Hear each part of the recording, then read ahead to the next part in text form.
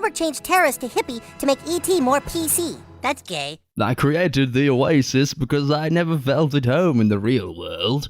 Didn't know how to connect with the people there. I was afraid for all my life, right up until I knew it was ending.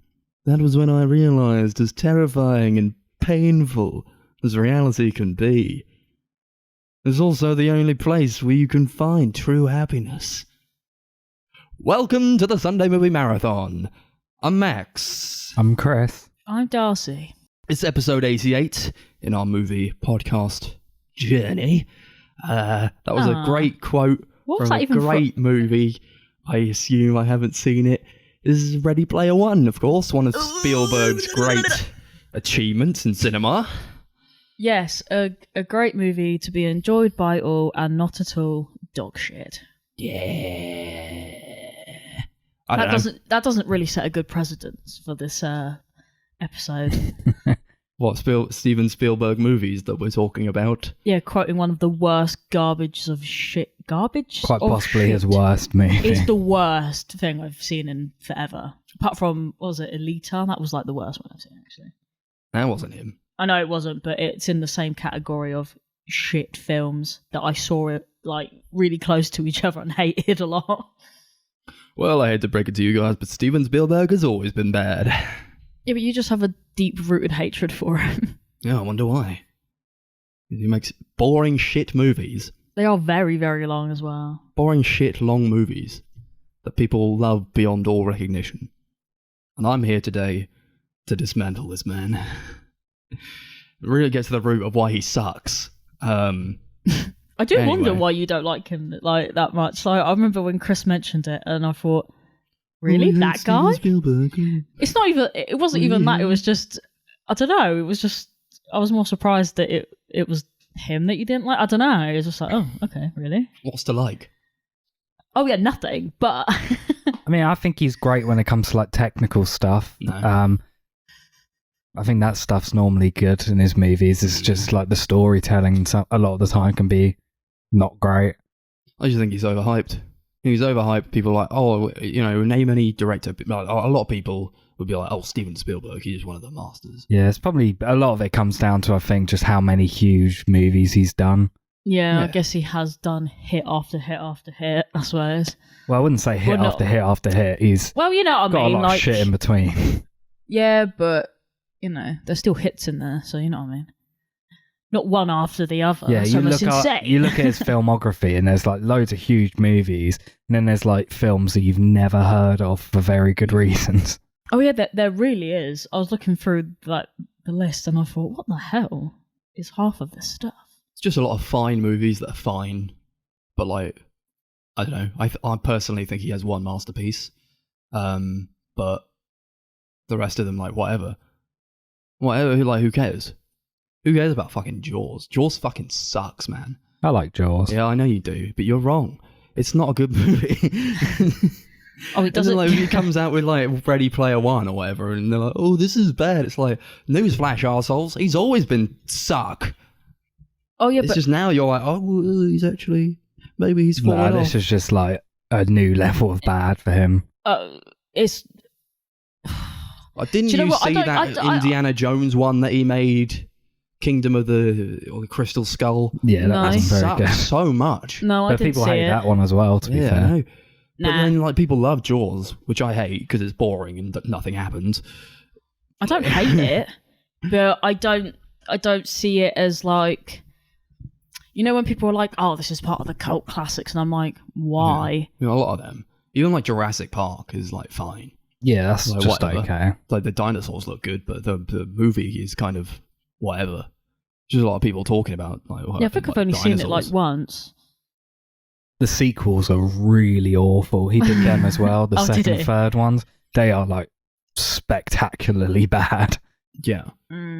So yeah, just going into this, bear in mind, I don't really like the guy all that much, and I don't think that he should be as lauded in cinema as he is. So I could name a million other fucking directors that are so much better than him. Oh yeah, of course. I don't think he's one of the greatest directors of all time, but I don't think he's terrible. Is he the one that gets like memed on South Park? Yeah. For like being great or whatever. Yeah, he gets memed in that episode where they're talking about like the special edition changes. Yeah. Because obviously George Lucas did the Star Wars changes, and Spielberg did it to E.T. Yeah. That's the thing that I think about when we talk about it. Yeah, and in that episode they're like making a joke about how they're going to do it to Raiders of the Lost Ark. Mm-hmm. Yeah, it's pretty stupid, but I don't know. I don't really have any strong opinions either way, to be honest. He's also one of the ones that are like, streaming services are bad, actually. Yeah, but isn't that what and then he's like Ridley I only Scott make said real as well? movies for like cinema, and just like a bunch of these fucking directors I don't really gel with all that much.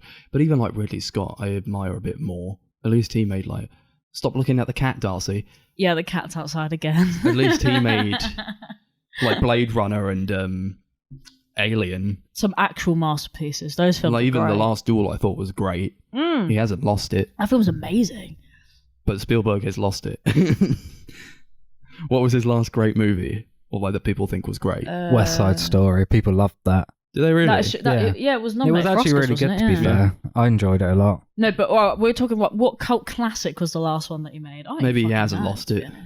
But to me, he lost it a very long time ago. I mean, that was like the only film recently where I've been like, actually, that was actually quite good. I thought The Post was okay, but that was like a really average drama. There's not really much going on in that at all. It's not even his original movie, so I feel like it's not really something that we should count. Sorry, he made it. Yeah, on a technical level, it was great. Visually, it's incredible. Like, there's so many creative like camera decisions and like cinematography. I don't know. I don't really feel cool. like a remake of something should really count as like your own movie. I disagree completely. I think it depends on. Is it the same film though? I don't know. I've not seen the original. Oh, for fuck's sake. Oh, maybe I need to see it then because I've seen the original. I think they have made a lot of changes. Okay, Yeah. I'll hold on to this comment Like until I've seen it. Same story. Yeah. Okay. Oh yeah, I'll hold on to this until I've seen it. I just disagree completely. Like, watch like that Aladdin movie from the 90s, which is I don't know. It's probably quite good. I haven't seen it in a while. But then like you see like the remake, and it's like, the Disney were you one? going to be like, like Guy Ritchie? That's not like his movie though, but it is because he made it, and he made it suck. Okay, I mean, sure, you can make a movie or whatever, but like, if it's already been done, and you're just, well, I mean, especially in terms of like the Disney remakes and stuff, like this is literally almost like frame for frame the same fucking movie. It's not really your movie. You just made a movie that already exists, and you made it bad. I don't know. I just don't feel like it should count. I wouldn't say that's always the case. Like, there's a lot of remakes out there that they kind of just take the story and redo it. Like, look at The Thing, that's a remake. The Fly as well. I'm holding on to this comment until I've seen West Side Story. But now that means I have to watch West Side Story, which is going to make me sad because I don't like the original either. Yes, so. I was going to watch a few more Spielberg movies, but I really didn't have the time, and he makes very long movies. So I feel like I wouldn't even have the energy to like give him more of my hours of my life. I don't think he has a single movie under 2 hours. No, he can't make a movie under 2 hours. That's why he sucks as well. He doesn't understand how to like reel it in. Doesn't respect your time. He doesn't respect my time at all. Bloated storytelling. Saying that though, was it like, how long was Tintin? Like 2.5 hours or some bullshit? Really? I think that was 2 hours. Yeah, 2 hours. You don't need to make a Tintin movie 2 hours long. that should be like an hour and a half at the pop, you know? Oh man, that's a forgettable movie. Not seen it. I don't think I've seen it. I don't remember anything about it. No. He's got quite a few of those, especially recently, like War Horse. Oh yeah. Did anyone watch that? Oh shit! I've seen the play. I feel like I've seen it on like an ITV showing or something. Yeah, I watched it years and years ago, and I cannot remember a single thing about it. I don't remember anything from the play either. I actually thought the play was boring as shit. Yeah. Yeah, I remember the film being really boring also. The only great thing about the play though is that it's like visually really nice. I don't know if War Horse as a film works in the same sort of way. Not really. He's done a bunch of movies that I just like. I would never bother watching. You call them mid. Mid. He makes a lot of mid movies. That's what Minority Report is really mid. It's like, it's really overexposed, that movie. It's like, oh yeah, we were talking about this. We were talking about this when we were watching Saving Private Ryan, and we were talking about no, overexposure. And it's like, Oh, it was AI as well, yeah. AI, it's quite overexposed sometimes, but in Minority Report, it's just like, I don't know if you guys have seen Minority Report, but like, no. Fucking hell. Apparently it's like the whole film just looks like that. It's like they're holding a torch up with the camera like, every time, and they don't know how to like white balance it. It's really distracting, that movie. Close Encounters we actually talked about on the podcast, I think. And E.T. And E.T., yeah. E.T. is pretty good. E.T.'s pretty good. Close Encounters was fine. I guess that's more like spectacle based. I like both those movies. I've not seen it. I didn't care that much for Close Encounters because it's a lot of like nothing happening for a lot of it. When you want to see the aliens, and I already talked about this. Yeah, doesn't everything happen like at the end? Which is another conversation to tune into for episode whatever the fuck it was on. It's like a 2-hour, 20-minute movie. Mm-hmm. So, but I mean, movies like Bridge of Spies, The Post, Lincoln, The Terminal. These are movies I never want to see. I've seen Lincoln. Yeah, you'd hate The Terminal. I bet I would. I thought Lincoln was alright. It was just really long because it's like over 3 hours of just. Mm-hmm. I want to watch it more because I like Daniel Day-Lewis a lot. Oh, he's incredible in that film. Like that's the only thing I remember about that film is like near the end where he goes on like this long speech about like because it was about abolishing like slavery or something, wasn't it? Yeah. Oh, it was so good, and that's the only thing I remember. Yeah, he's one of the great actors, so I'd want to watch it just for his performance. Oh yeah. I think it's one of those films that you should watch only once. If you only need to watch it once. Is basically what I'm trying to say. That's like all of Spielberg's movies, really. Apart from like maybe a couple. Yeah. I always kind of go back to War of the Worlds though, because I think it's quite a good movie. But like, it's War of the Worlds, and I love War of the Worlds. But like, how do you fuck that up? Because it's already there. That's like you did a good enough job with it, but like this is kind of what I mean. Like glaring issues in that movie, I think. But like. I don't think for the most part, I think it's quite a good blockbuster. I don't think I've seen it. I think most of his movies, if not all of them, are like based on books or like true stories or something like that. Yeah. I don't know if he actually has many of any like completely original movies. He has no ideas. He's not an ideas man. He's a doing man. He's not a writer, I guess. He's a make Jude Law onto a gigolo man. That's fine though. I don't really mind that about it. But you guys seen like The Color Purple? No. Did you say it was really boring? Christ, it is boring as shit. What's it even about? Well, I don't know. Like Oprah Winfrey, I think is it, or whatever. Or Whoopi Goldberg is like a Oprah Winfrey's in it. Yeah, like they're in it, and like it's about the troubled times back in the day for black people. Oh, okay. And it's like 2.5 hours long and nothing happens. Oh, God. The Twilight Zone movie. Yeah, he directed a segment in that. Oh, okay. Great. Oh, yeah, because it's So I'm just like looking through his movies right now. What is it called when you have like segments in an anthology? Yeah, that's it. It's based on a show. That was a pretty good movie. I think his segment was all right. It's not one of the best in the film, but it was fun. Yeah. Yeah, I like the concept of the Twilight Zone. It's pretty cool. Anyway, yeah, that's why I don't really like the guy. I think he makes a lot of mid movies and just like I just he's don't overrated, gel with it. He's very overrated, and people laud him a bit too highly for my liking. And he's just like a guy that I don't think I would ever get along with. What, in real life? In real life, yeah. Oh, you can't go to the pub for a pint with Steven Spielberg, can you? But like he just said a lot of shit. It's like, oh come on, man. I've literally never. He seems very stuck in the past. Kind of thing. I've never really given him a second like thought. Kind of an honest. old codgery guy. Mm. Streaming services, they'll never go anywhere. And then he like makes some shit for like Disney Plus or whatever, or Apple. Are you okay? Yeah. Okay. I mean, I know you've got to adapt to your climate, but if you're going to have a comment like that, just don't say it out loud because you're embarrassing yourself. Yeah. Okay. Should we get into that? We watched some Spielberg movies.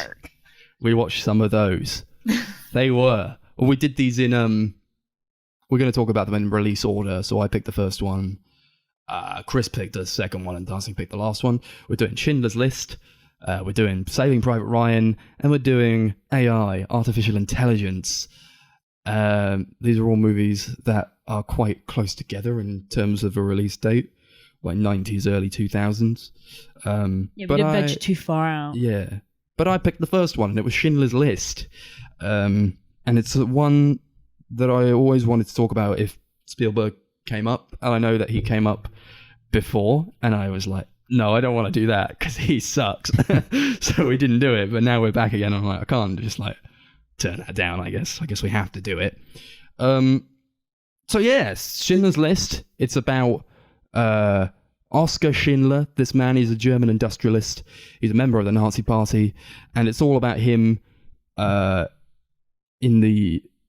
about him, and it's about the Holocaust, and like telling the life and times of the Jewish population in Poland over the course of the Holocaust. And it's about him trying to save these Jewish people's lives and employing them in his factory. And you witness a lot of how the Jews were treated in World War II. It's in black and white. Came out in 1994. And it is his only masterpiece, in my opinion. My dad loves this film. He's always like, oh, if you really want to watch a great World War movie that will depress you, this and is it The Pianist? The Pianist, yeah. He was like, these are the only two ones you need to watch. And I was like, brilliant, Dad, brilliant. I can see why now, though, because I hadn't watched it before, and now I get it. I totally get why he likes it. I mean, no one... Right, I'm getting to the point where I'm like, no one likes the movie because you don't enjoy watching it, but it's a great movie. Does that make sense? Like, you're not watching it because you're like, wow, I really love this movie and I totally want to watch it again because I'm so happy to watch Schindler's List. It's more like, wow, that was really powerful and moving. I'm going to watch Schindler's List. Yeah. It was fucking great. I've seen this before one time and I wanted to come back to it, but it is a heavy movie. Yeah. It's one of the heaviest movies I think I've ever watched. Ever. It's a lot. I think it is so upsetting to watch. It's so sad and brutal. It's 3 hours and 15 minutes long, and I don't think it ever lets up and it never gets happy or nice. Yeah, me and Chris were talking about how it felt like, and this is going to sound like a stupid thing to say because we know it happened and it is real, but we were saying like how too real it felt, like we were watching it happen in real time almost. So, yeah, I think it felt like they were going for some sort of documentary type. That's what he said. Yeah, sorry, Chris said. Yeah, because a lot of it is like usage of handheld cameras and stuff. Obviously, the colouring is all black and white. Like, you know, footage from the time would be like newsreels, and like documentary footage of the time would be. And I think it helps that like the violence is just so real. There's like, you see someone get shot, it doesn't look like someone like pretending to be shot. It looks like someone being shot and dying. It's not like movie action, right? Yeah, it's fucking terrifying. It's like you're watching, just like a documentary or like on the Watch People Die subreddit. You just like, it's very brutal in that way, and it's not like over dramatic or flamboyant in any way. It's just like, this person was alive, and then a Nazi put a gun to their head, pulled the trigger, and now they're on the floor, and there's blood pouring out of their head, and they don't have a life anymore.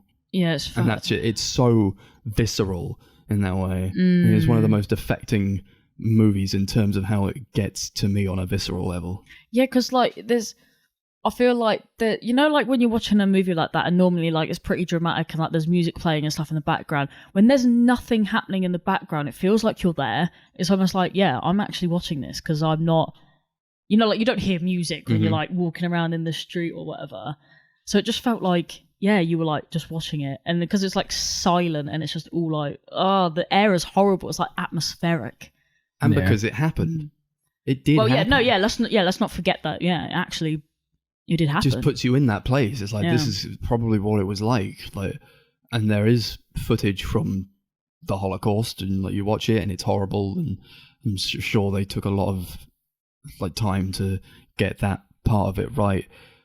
But it never feels like, oh, look at this, it's like an action movie. It's just like, this is just what it is. And it's so upsetting because they're just people, and like you can't rationalize it at all because they're not being killed for any good reason. It's just like, I think there was like a line that said, like, we followed a set of rules, and like if you like, well, at least we knew to follow the rules. But in this, like, this person wasn't doing anything, and then they just got shot. Like, and it doesn't matter. this is one of those, like, I think I just kept saying throughout this. I mean, I said it throughout the other film that we watched as well. I was like, and what was it all for?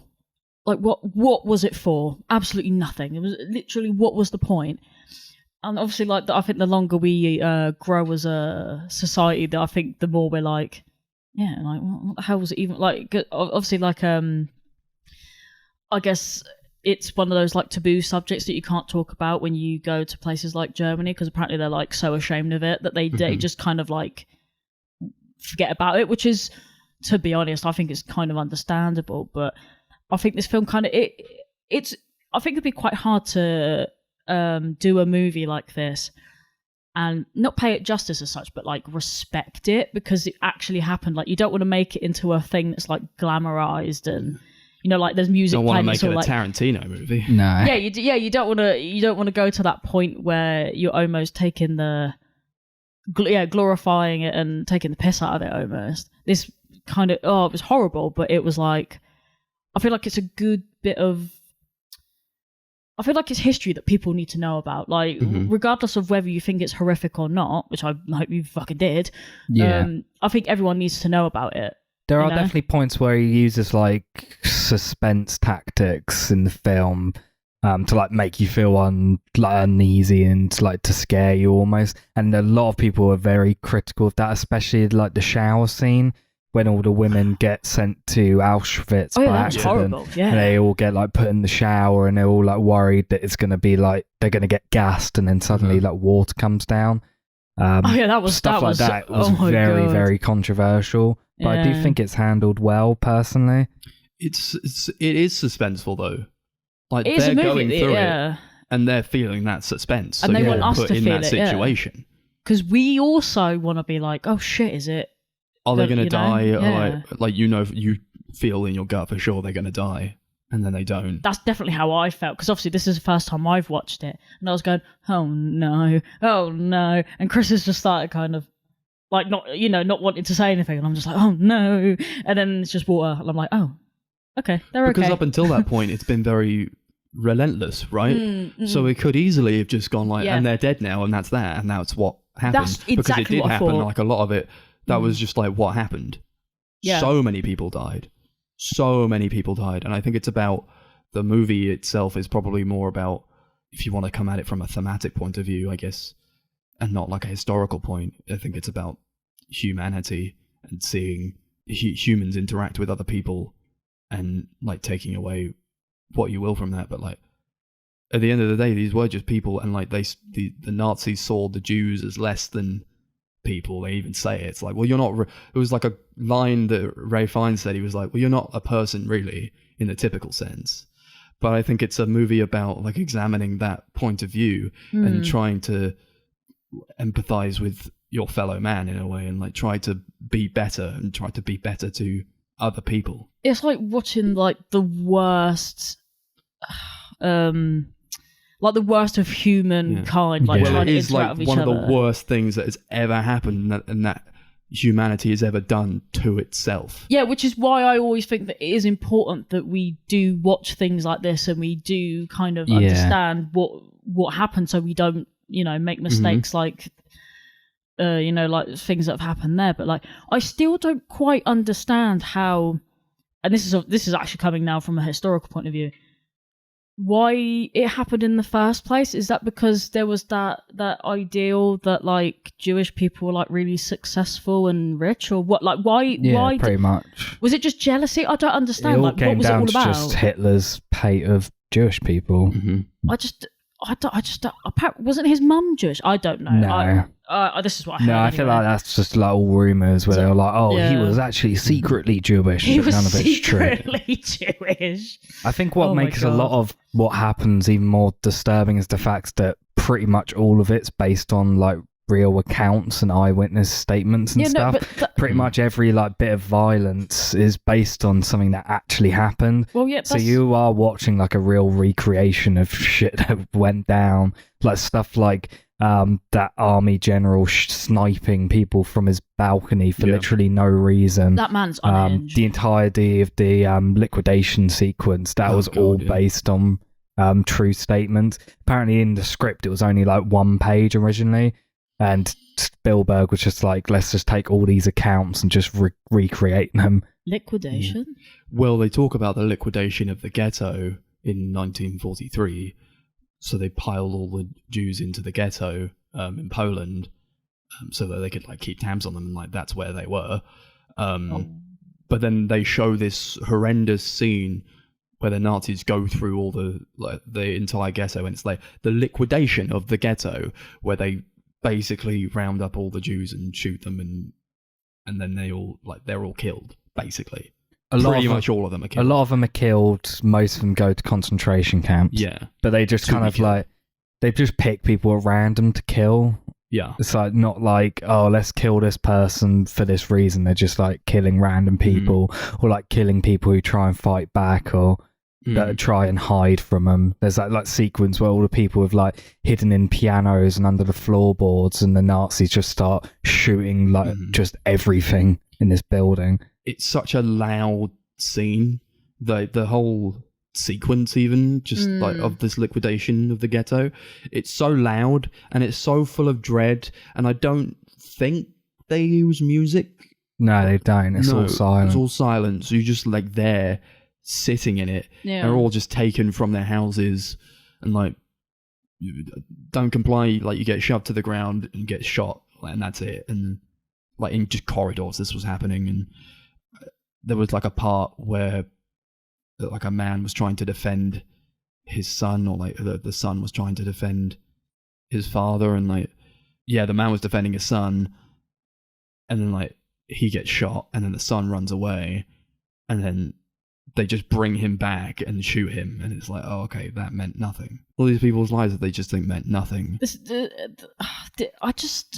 It is too much to take for me. Yeah, I there's nothing to comprehend about it either. Like, you can't just, there's no way of like going, oh, I can see where they're coming from, because there's nothing there. Because everybody collectively agrees, like, yeah, the Nazis, they were wrong, like, obviously. Well, yeah, but I mean, there's no rationalization for evil, and I do think it's like an exploration of evil, and like how good needed to triumph over evil in that way. Yeah, I mean, I know most people can't comprehend it, but like, I just wonder what was going on through like their minds, that they thought that this was like the good of the people. Like, oh yes, we must eliminate Jewish people. Like, why was it only Jewish people? Like, this, it wasn't only like Jewish people. Yeah, this confuses me Jewish so much. people, gay people. A lot of just anyone who didn't align with their. It was like Aryan race. Yeah. Wasn't it? All that, yeah. Wasn't it supposed to be like blonde hair and blue eyed, even though wasn't Hitler like dark hair and dark eyed? It didn't make any sense to me. Yeah, but he only loved women that were blonde hair and blue eyed. They were the sexiest. Yeah. Like I think it was his niece he had a really Please really don't finish creepy that sentence. relationship with. Oh my god. How old was this? No, actually don't. She wasn't like a child, if that's what you mean.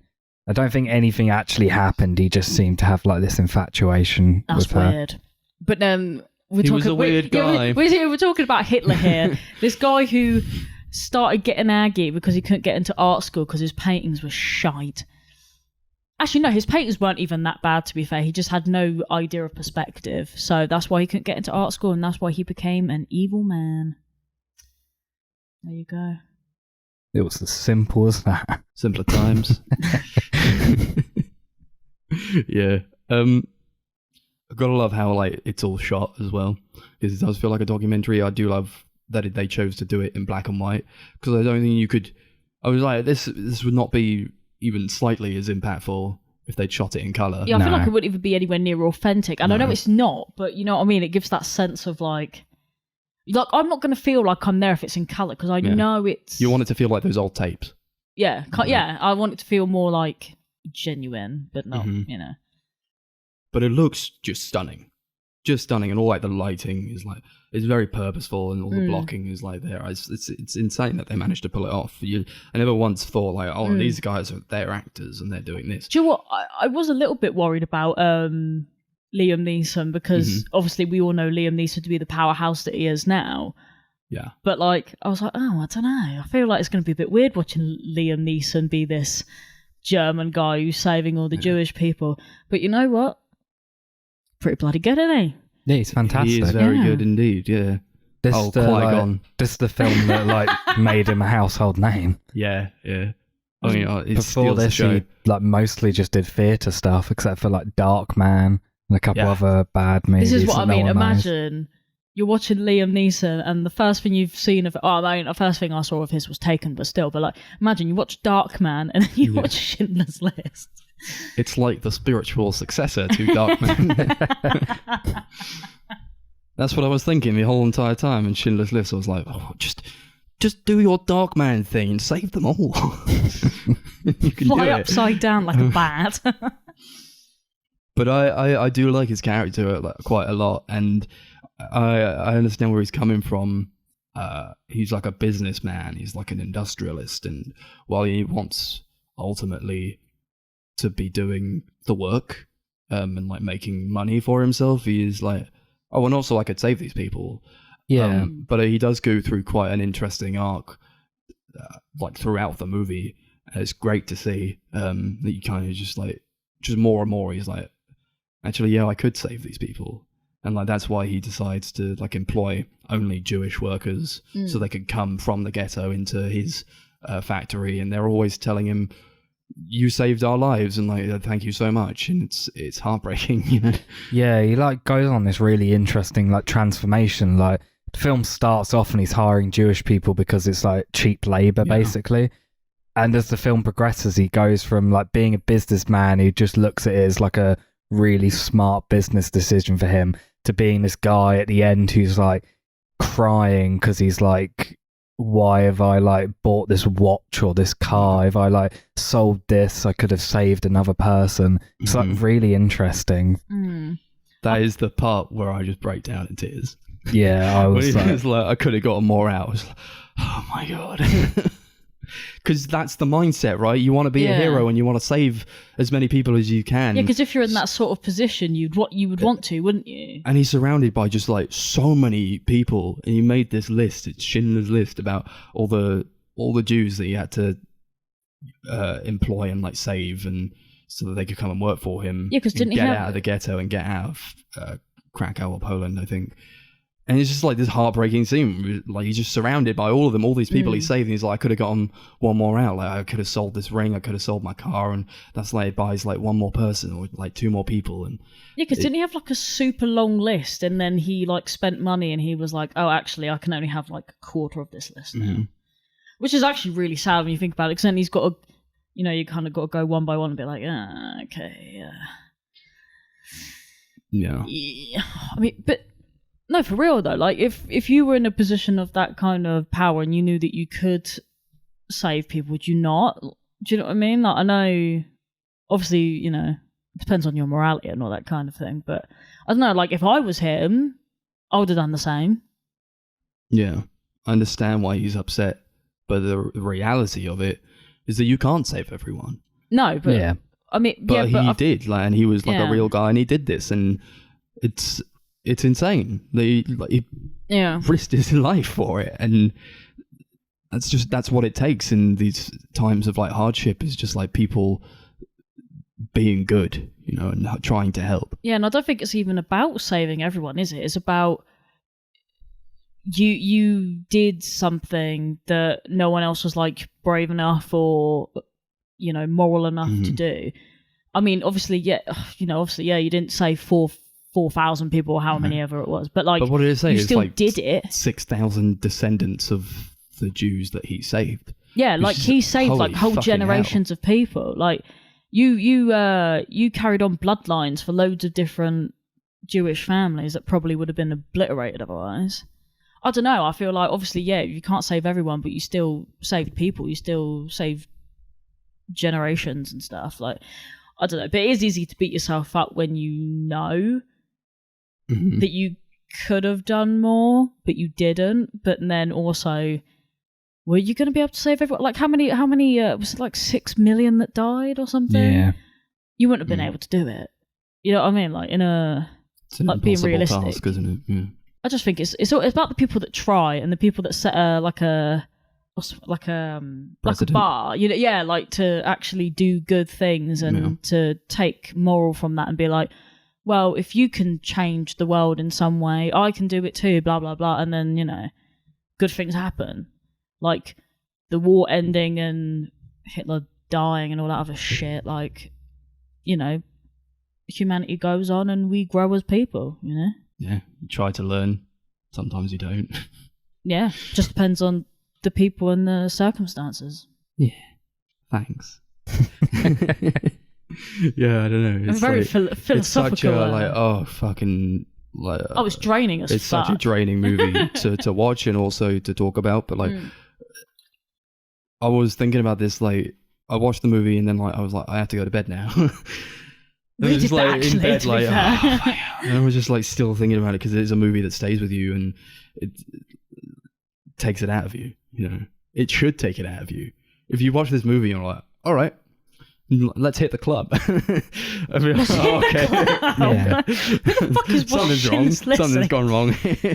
Yeah, I actually think you've got to be pretty fucked up to go out after watching Yeah, I this think list. I'm pretty sure it's the director Mikhail Haneke who really hates the movie and hates Spielberg because of how like he created this like piece of entertainment based on like such a horrible event. But I don't really look at it like entertainment. It's not really entertainment. That's what I was saying at the beginning. It's not you are fun. not. Yeah, you're not enjoying it, and it's not entertainment. What this is a recreation of something so historically important that you have to watch it because you're never going to be able to watch the real thing. No, of course not. So, like, I think it's an important movie. It is. Like, It's I don't educational. I don't want to give him the piece of the pie, Spielberg, but this film does have a piece of the pie. So I It's just think educational, but it's also like fairly inspirational, I think, as well. it's strangely uplifting. It is. Strangely speaking, here, like I'm getting, you know, to the point where we were talking about, like, you know, doing good things, being moral, that kind of thing. Not it's inspirational because we need something just as horrific to happen again or anything. But I don't know. I just don't understand that kind of mindset that is entertainment because it's just not fucking good. It's not like it's not like I'm cheering. Yeah, it's like I'm I not said, it's not clapping. like you pick up Schindler's List and go, God, have you guys seen this? This is such a great and fun movie. We're going to watch it right now. Yeah. No one's ever said that, ever. Hopefully. I think my mum said that at some point. Like, oh, you haven't seen Schindler's List? You got to watch that. It's great.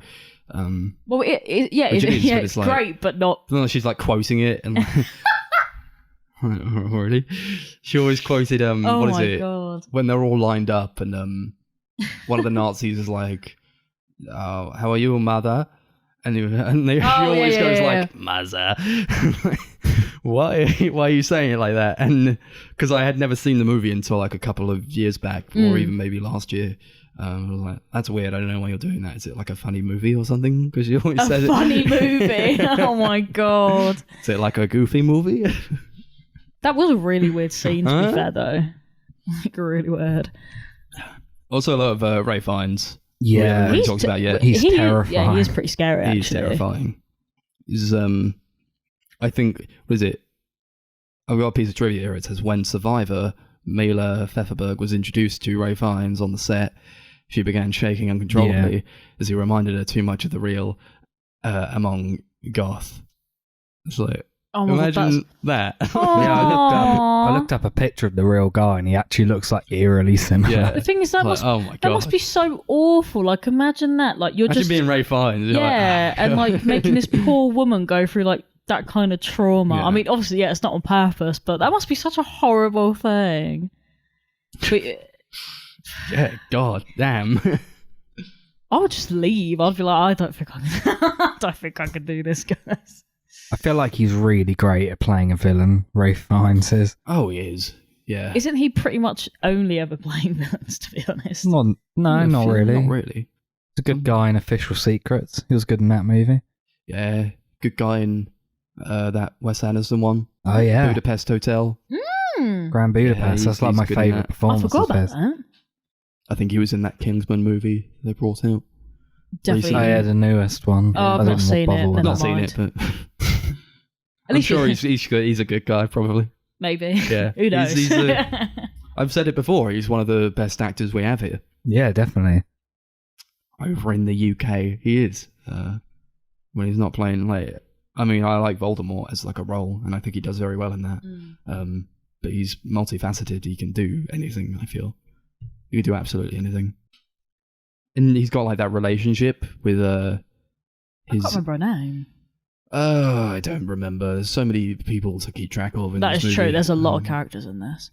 But he's like got a relationship with her. He's like his maid, but she's a Jew, so he can't have any relationship with her. He was like, I was gonna keep her though. I'm like, oh, okay. And it's like this interaction when like they're in the basement and like she's like dripping wet and like he's just like touching her. It's like, That was horrible. gross. Yeah, 'cause- it's horrible to watch. Yeah, it's, you know? it's like, it's like so unsettling, and it's like he's obviously like really in love with her, but can't really do anything about No. it, and it's just like, oh, He just plays it so God. well, you really believe it. I don't see like that's a performance. It's like that's the guy, you know, that's the guy he's trying to play, and that is him. It doesn't feel like a normal movie in that way. It feels like something plucked out of history. Yeah, honestly, this film doesn't feel like a. Can I get blockbuster film? Can I go that far? Yeah, like It's not a blockbuster. I don't No, know. but I don't can't know think if of you like- I can't think of a word for Imagine that. it's like coming instead. out now and being like, "You seen the new Schindler's List movie?"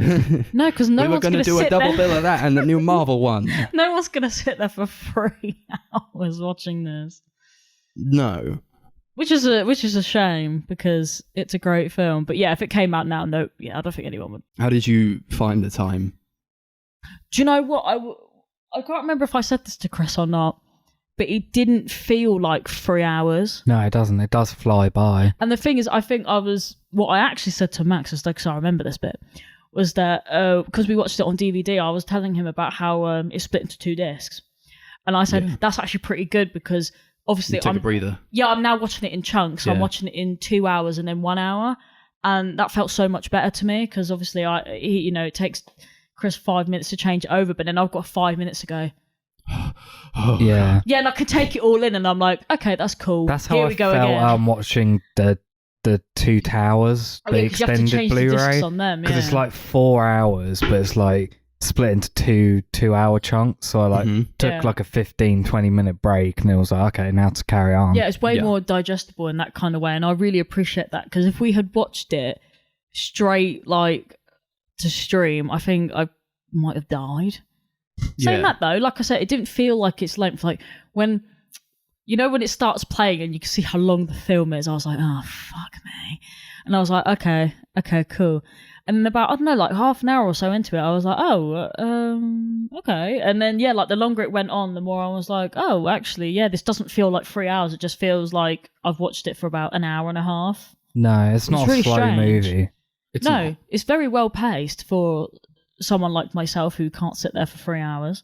But something is always happening. You know? Yeah, like there's And never it's a dull always moment. horrible.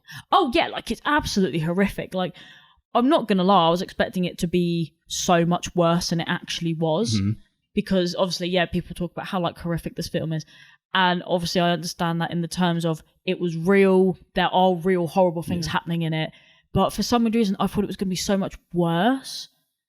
In terms of like the violence? Or... Yeah, like I thought there was going to be like, like I actually don't know. seeing gassing or maybe even like people on fire and shit. But it was nothing like that. It was just I don't know. horrifically watching people get shot down. I feel like it is that though.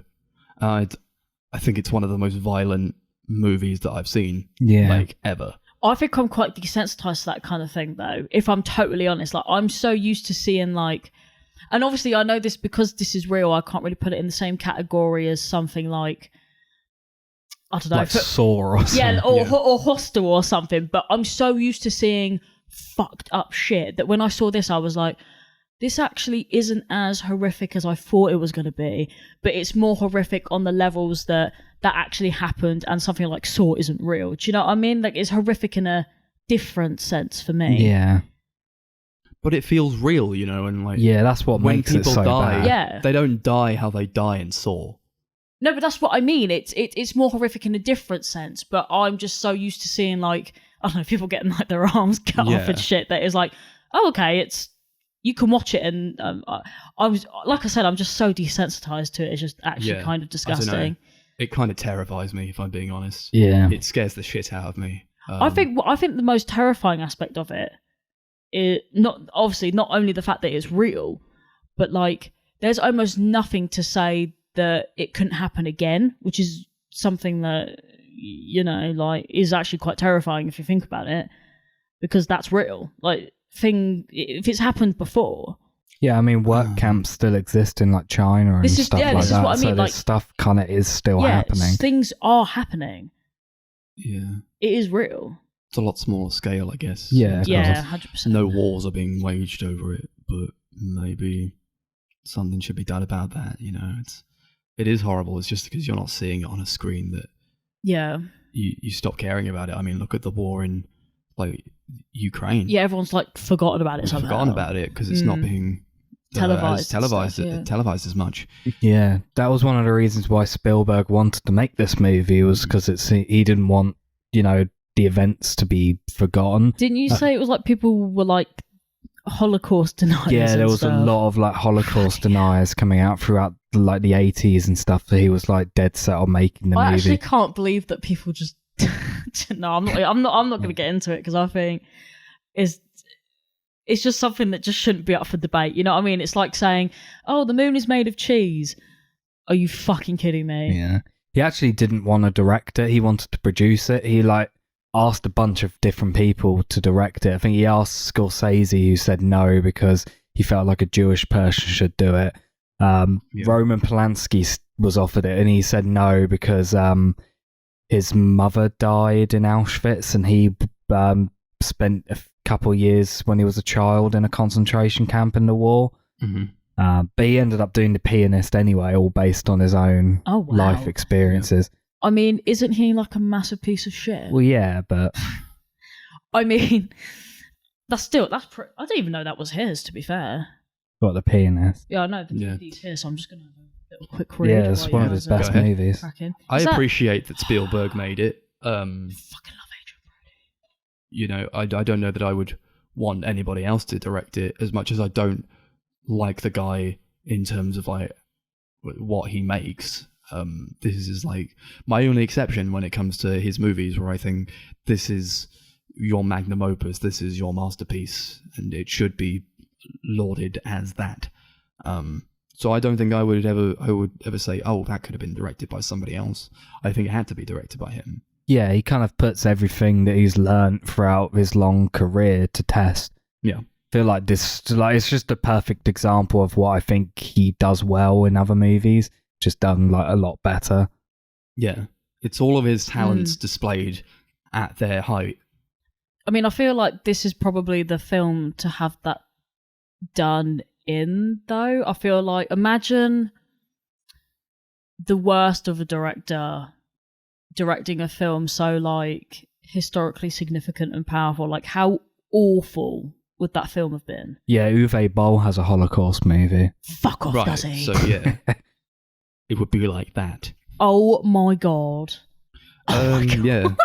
Yeah. He like used like all of his like big collaborators that he works with all the time, like Janusz Kaminski's cinematographer that like does all of his movies, and obviously oh my god, John Williams did the score, and he does like everything Spielberg does. Yeah. What on this?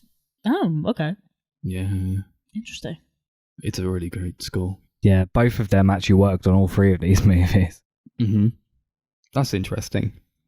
But they are, like I say, they've come out at similar sort of times. They're like within a decade of each other. Yeah. So that makes sense to me. But yeah, it's a really incredible score, I think. It's one of my favourite John Williams scores, I think. Yeah, probably. That and Harry Potter and the Philosopher's Stone. There is that theme in this that sounds really similar to the Harry Potter theme. Yeah. I think you can probably pick out John Williams' music, though, from the movie. It's like, oh, and that's John Williams. He has a very distinct style, I feel. It feels like him. It's yeah. almost theatrical, isn't it? Like, It is almost theatrical, not quite theatrical, but I would say almost, yes. Very violinish. Is that even a Use a word? lot of strings or something. I don't know what it is. Magic. What did we think of the girl in red? What was she? Or like, what did she mean? Why was she in red?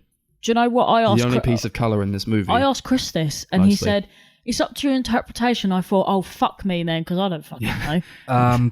Spielberg has have you written down what he said about it? Don't know if you even read he's the it. director. No, I just you wanted tell to know me. what we thought about what that meant in the movie. All right. So I've always like considered it as like a sign of like hope, like the red coat kind of representing like hope and like warmth. Yeah. And obviously when she dies, it kind of like says The all death of hope's hope. lost. The only things that are in colour in this movie are at the beginning when there's like candles and the girl in red. So there's probably some sort of correlation there. I don't remember the candles. Where I think they're drawing a like parallel between that and like, as you say, like the warmth or like some sort of innocence or hope. And she's like never like really honed in on that much. It's like, oh well, look, there was a girl in red. Yeah. I thought, because isn't she Liam like... Neeson looks at her and Isn't he's she on the like, cover? Yeah. So And I thought she is was actually going to be like... the protagonist. Or, not even that. Like I thought she was just going to be like in it or interact Yeah, with Liam Neeson or something, I but remember nothing her happens. like showing up more. Mm-hmm. Yeah, she's in it twice. But I haven't seen the Couple of film in times. like Oh, I only saw it probably twice before 8 or that. 9 years, so my memory's quite foggy. I think she's around for a couple of times. Yeah, she's in and it then twice. right towards the end, she's dead. Yeah. In like Yeah. a wagon. So I guess that was like the death of for the one. Like there's no, That's what I there's was nothing thinking, the here. death of hope. The death pretty of much, hope. isn't it? Yeah. It's like there's no hope to be found. There's no like it didn't matter who you were. It didn't matter if you were a child. It didn't matter what you did. If you were somebody that the Nazis deemed like not right or that they wanted to get rid of you, then you'd be gotten rid of, and there was nothing you could say about it. It's a horrible scene to like see her, because you don't know who she is, you don't know her name, And you never but you know understand that she means something. And when she ends up dead on that wagon, on top of a bunch of other bodies, Do you it's know what? horrendous. I think that, for me, that's actually the worst part of the whole movie, is like where they're all like digging graves for like, you know, like their friends and their families and stuff. And it's just like, you know, like guards pushing them on top of like dead bodies. Oh, Jesus Christ. like, for me, and that is there's- the worst part. Oh, and there's that little girl. She didn't make it. Okay, back to the movie. Great. Yeah. Oh, yeah, the bodies Just bit in was case like you thought the this might have worst a happy bit. ending or something good would happen here. Fuck you. Yeah, that was the worst. Yeah, Spielberg said the reason he picked that is that it's meant to symbolize how like people in like the highest levels of government in the US knew that the Holocaust was happening and they did nothing to stop it. It was like, he was quoted as saying, it was as obvious as a little girl wearing a red coat walking down the street, and yet nothing was done to bomb the German rail lines. Nothing was being done to slow down the annihilation of European Jewry. So that was my message in letting that scene be in colour. Wow. Yeah, there we go. I mean, do you know what? I never even thought about it before because, well, you know, why would I? But that's good. That's a good fucking point, though. What on earth? Who on earth would allow that shit to happen? I do like that though. There's like a message in the movie. Yeah, it's pretty fucking powerful. Even though, like, It is. you don't draw it out unless fucking hell, Jesus Christ. But then this whole film is just one massive lesson in what the fuck. Massive lesson in what not to do to people. Yeah, humanity literally. Oh my fuck! I feel like it's so weird to like even think about it, because like I feel like it wasn't even that long ago if you think about like when it was. Yeah, and it was I less just, than 100 years. Yeah, and I just feel like, could you even imagine like that kind of Imagine shit? that happening, and then like imagine trying to claim that it didn't. I think it's just really like hard to like comprehend that it actually even happened. Like it was something that. Sorry, Chris, I opened it again and it threw me off. Cracking a cold one. It's just. Do you know what I mean? Like it's just something so like it feels so like unnatural, and well, it is unnatural, but do you know what I mean? Like, does no one else feel like Like, Well, I think that we as Why? people have like a What? connection to other people. So when you see something on this scale where that connection is disregarded, or I do think everybody's kind of connected in a sort of way, in like an invisible river of like life or whatever, in terms of like the universe and space and all that. It's hard to comprehend when people would take that for granted and just do away with it. I think it's a lesson in loving each other and appreciating people despite their differences and learning to get along with one another. Yeah, look, it's just, yeah, I just think as like I guess because obviously we are on the right side of history, I suppose, if you want to put it that way. Yeah, it's almost like hard to comprehend that anyone could actually think that way, actually do that kind of thing. You know? I'm not sure I'd even say we were on the right side of history. I think we're just on a very privileged part of the world. Well, Yeah. what I actually meant by that was that, I mean, I'm only speaking for us three in this room currently, but we would, you know, we would be on the side of people that would like protest this kind of shit, or like if we were in positions of power, we would save people. You know what I mean? Like we would be on the right side of history, if that makes sense. I think we're very lucky Not to us, be in the because we're just position in we're Britain in. living life in 2022. I'm not saying we have everything perfect and life's perfect for us, but I mean, we don't see this sort of senseless brutality just like every day on the street like some people in the world still do. Yeah, because I mean, as much as we complain about like our governments and our systems of power and how, don't get me wrong, they're fucking terrible, but like, yeah, we're not in like fucking communist China or North Korea, South Korea. Oh shit, I don't know which Korea. North Korea. You know what I mean? Which like, is the bad Korea. do you know what I mean though? Like we're not in those places where like we're getting our internet cut off or our TV shut down because they want to brainwash people into, you know, like certain ideologies and stuff. Like we're quite lucky in that way that the only thing we complain about is Boris Johnson being a fucking tool. Do you know what I mean? Like if that is Boris is a twat again. Yeah, like if that is the biggest of my problems, then I'm quite privileged. Do you know what I mean? I guess so. Yeah. Although it's easy to complain about because he is a tool. But Yeah, that's also like entertainment, right? That is entertainment. Politics and all that. It's turning into entertainment. It's like a shit show. Yeah. Every time you see stuff about the politics, it's like fucking hilarious now.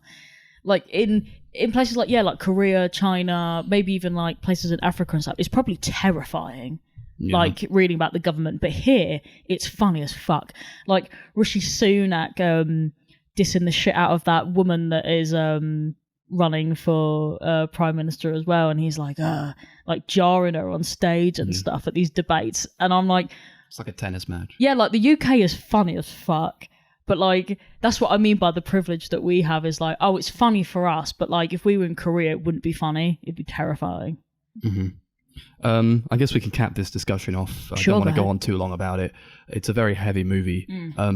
As I'd like to point out just a few things that I quite liked about it and like that kind of got me on like a visceral level. It was like that point, which is like a cup was opened and they poured out just a bunch of teeth onto a table, and they were like gold-plated teeth. Yeah, they were Darcy like missed pulled out of the corpses of Jews. I was quite lucky that I missed that by a fraction. I don't know what I was doing at that point, but I didn't see it because I fucking hate teeth. Yeah, I was like, oh my god, that's fucking disgusting. And Darcy was like, what?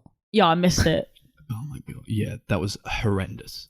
They don't have to like show them pulling teeth out of people, but just the implication of it is enough, and I think they did it very effectively to like elicit that. A lot of things that were happening in this movie, like I don't often like audibly react to movies if I'm watching them alone, but just so much of this got me just like going, oh fucking, oh god, Yeah, just like that. Or like cried a lot, especially in the third act. It's one of those that like it takes everything that you had in, all the energy that you had in you beforehand, just takes it all out of you and throws it in the bin. Yeah, I was going to say, it literally shits on you.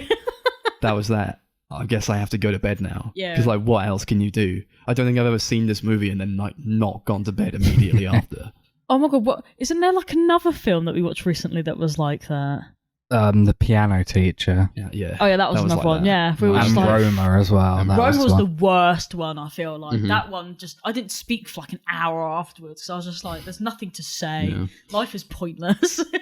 I thought the part where the Nazis take out that one guy who was working slowly and tried to shoot him, but the guns keep jamming, was so So tense. horrendous. Like, it's so tense. Like, imagine being this guy, how terrifying it must be to know that you're about to die, and just like hearing the click each time, and each time it doesn't kill you. Yeah. And luckily they don't kill him, but it's like, imagine it. Yeah. That's what I was thinking. Like, imagine being in this situation. You're helpless. You can't do anything about it. It's so horrible. Yeah, it's fucked up. One of the points was that it starts snowing towards the end, and you think it's quite nice, but it turns out it's not snow. It's just ash from the concentration camps. Oh my god, I didn't even realize that. Oh my god. It's horrendous. It's like, it's a Wonderful Life or something. It started Wow, snowing. that's like the worst. No. That is the worst thing I think you've told me about a movie. Yeah. Oh my god. I do you know what? I actually felt like I could have gone to bed not knowing that ever. Mm-hmm. I really love the final scene of all the surviving Schindler Jews placing the rocks on his grave. Oh yeah. I love Like that. every time it makes me tear up. It's so sweet. It is lovely. Yeah. Oh my god. He did his best. He did his best. And he was great. Yeah. Yeah. He was. Okay. Should we rate it while we're talking about war heroes? I don't want to start crying, so we'll just let's get this over with. Yeah, okay. Which I don't one know what to do it out. Yeah, I feel like it's a bit. Yeah. It'll be I don't like disrespectful. that. Anyway, let's just rate it out of 10. We'll rate it out of 10. Yeah, I mean, this is like a masterpiece. I feel like very few people are going to disagree with that. It's like, If you it's just disagree with that, I like, think you're a bit weird. it's something you have to watch. It's one of those movies that everyone has to watch in their life. I like how Max is getting his little notepad out. He's like, right, let me get a Yeah. pen. Let me There's get a pen. that book, 1001 Movies You Must See Before You Die, and this is like one of the ones that like really deserves. I was going to its say, place it's got to be in in that like one. Ones that every book. never Right? Yeah, it get will never taken leave. out of any edition. You Yeah, you can't can't. take it out. You just can't. Yeah, it's Spielberg's masterpiece. It's like he could have retired here, and it would have been like the perfect final movie. But Max is like, I He wish you still No, would. he just carried on. He just carried on. I could see it in his face. yeah, so yeah, 10 out of 10. 10 out of 10. It's a masterpiece. It's one of the best movies ever made, and it's an incredibly important movie that everybody should watch. I agree completely. I agree. 10 out of 10. Watch it. Put it in your history classes. Awesome. Thanks, Spielberg, I guess. The one time you'll get a thanks from Max. Treasure it, Spielberg. You did it. You're definitely not going to get it with the next one. No, but that's What was for, the next that's for one? another discussion. Yeah. So I picked his 1998 movie, Saving Private Ryan, Woo! which is also set in the Second World War, which I didn't do intentionally. This was just like one of the other movies that I really liked that wasn't an Indiana Jones movie. And only picked it for one reason. Yeah, we'll get to that. So yeah, this film, it starts off with the D-Day invasion on the beaches of Normandy on Omaha Beach. From there, it kind of leads to 3 brothers have died in this battle, and back in America, army generals decide that they need to go find the 4th brother and take him home so the mother doesn't go through the pain of losing all 4 of her children. So, bunch of guys led by Tom Hanks. Just some guys. Yes, just some dudes. guys off They're the at the park. street. Yeah. They have to go into enemy lines to save this guy. Yeah. I still don't understand This what the fuck dude. made him so special. Like, I bet there's loads of, like, brothers and... I was going to say sisters, but that's not really how it worked then. But, you know what I mean? Like, I bet there was, like, loads of that kind of thing happening. What made him so fucking special? What made Matt Damon so fucking special? Oh, saying that, though, I know I realised I just raised that question, but I really like this film. What did you guys think? I laugh because I'm looking at. Me and Darcy watched this one together. We watched the last two of these together at mine. I hate this. I'm laughing because me and Max watched this together, and there is just so many beautiful moments of Max putting his face in his hands because he just wanted it to be over. It's like watching a game of Call of Duty, but I would just rather play a game of Call of Duty. Like and I understand, like, this probably inspired Call of Duty, but the whole time I was thinking, like, there's a reason those are games and not movies, and I have already got kind of a bias against war movies because I think a lot of them are like pretty much the same thing over and over again, and maybe they take a lot from this movie. I think that and Full Metal Jacket, but overall I just found this to be such a slog to get through. It's 3 hours long. It doesn't need to be 3 hours long. Tom Hanks is in it, and every time he speaks, I'm like, that's Woody from Toy Story. I never got a sense that I should care about these characters because they don't develop them enough, or really any of them at all. And when they die, it's like, okay, so Frank Jr. from Friends is dead. Vin Diesel. Who cares? Oh, Vin Diesel from I Am Groot is dead. Who cares? There was literally a bit where, like, I don't even know what Max was doing, but he like just flicked it to see how like long was left, and he had an hour, and he just the sigh that came out. Because okay, what's this movie called? Saving Private Ryan. What happens in it? They save Private Ryan, and I looked at the point where they saved Private Ryan, and it had an hour left.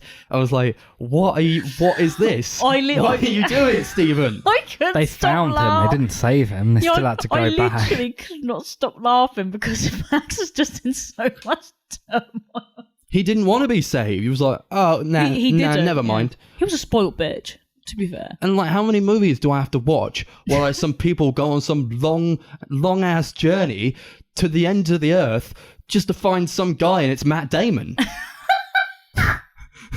It's the same thing over and over again. So the thing is, I really, really, really like this movie, right? But it was just, watching it with Max was just like, it was golden. It was like, because if me and Chris were watching it, we would have just been vibing off the fact that we were liking it. But because Max wasn't liking it, there was like stuff to like joke about as well. Like we were just taking the piss out of like everything that was happening in the film. Yeah. Like how cringy and patriotic it was. And like it's way too overly patriotic. It's so cheesy. That's an issue. I will let you speak. Don't worry, Chris. Like in that Kanye, I will eventually. But I just have to get a lot of this off my chest first. No, I'm interested. I want to hear what you say. It's so funny. Because, like, you are really in the minority. You are. By disliking I know it. I am. So I want to hear your opinion. But I'm in the minority of hating it. Steven Spielberg as well. And I feel like I have to back that up with something. If we just watched all these movies and I was like, yeah, they were all good, then I feel like I wouldn't have backed myself up enough. But look, as I say, I'm not somebody who likes war movies at the best of times. They are all kind of the same to me. But this didn't feel like a deviation from that, whereas I feel like a lot of people think it is, and I don't understand why. Like, it's another boring, shooty, hyper-masculine, like, same dull dialogue that people say in war movies. And like, yeah, you could say, yeah, but they got it from this one. It's like, yeah, but it's the same. It's the same shit. So like, why should I care when I'm like, yeah, this is the original thing that did all the things that you hate in those other movies.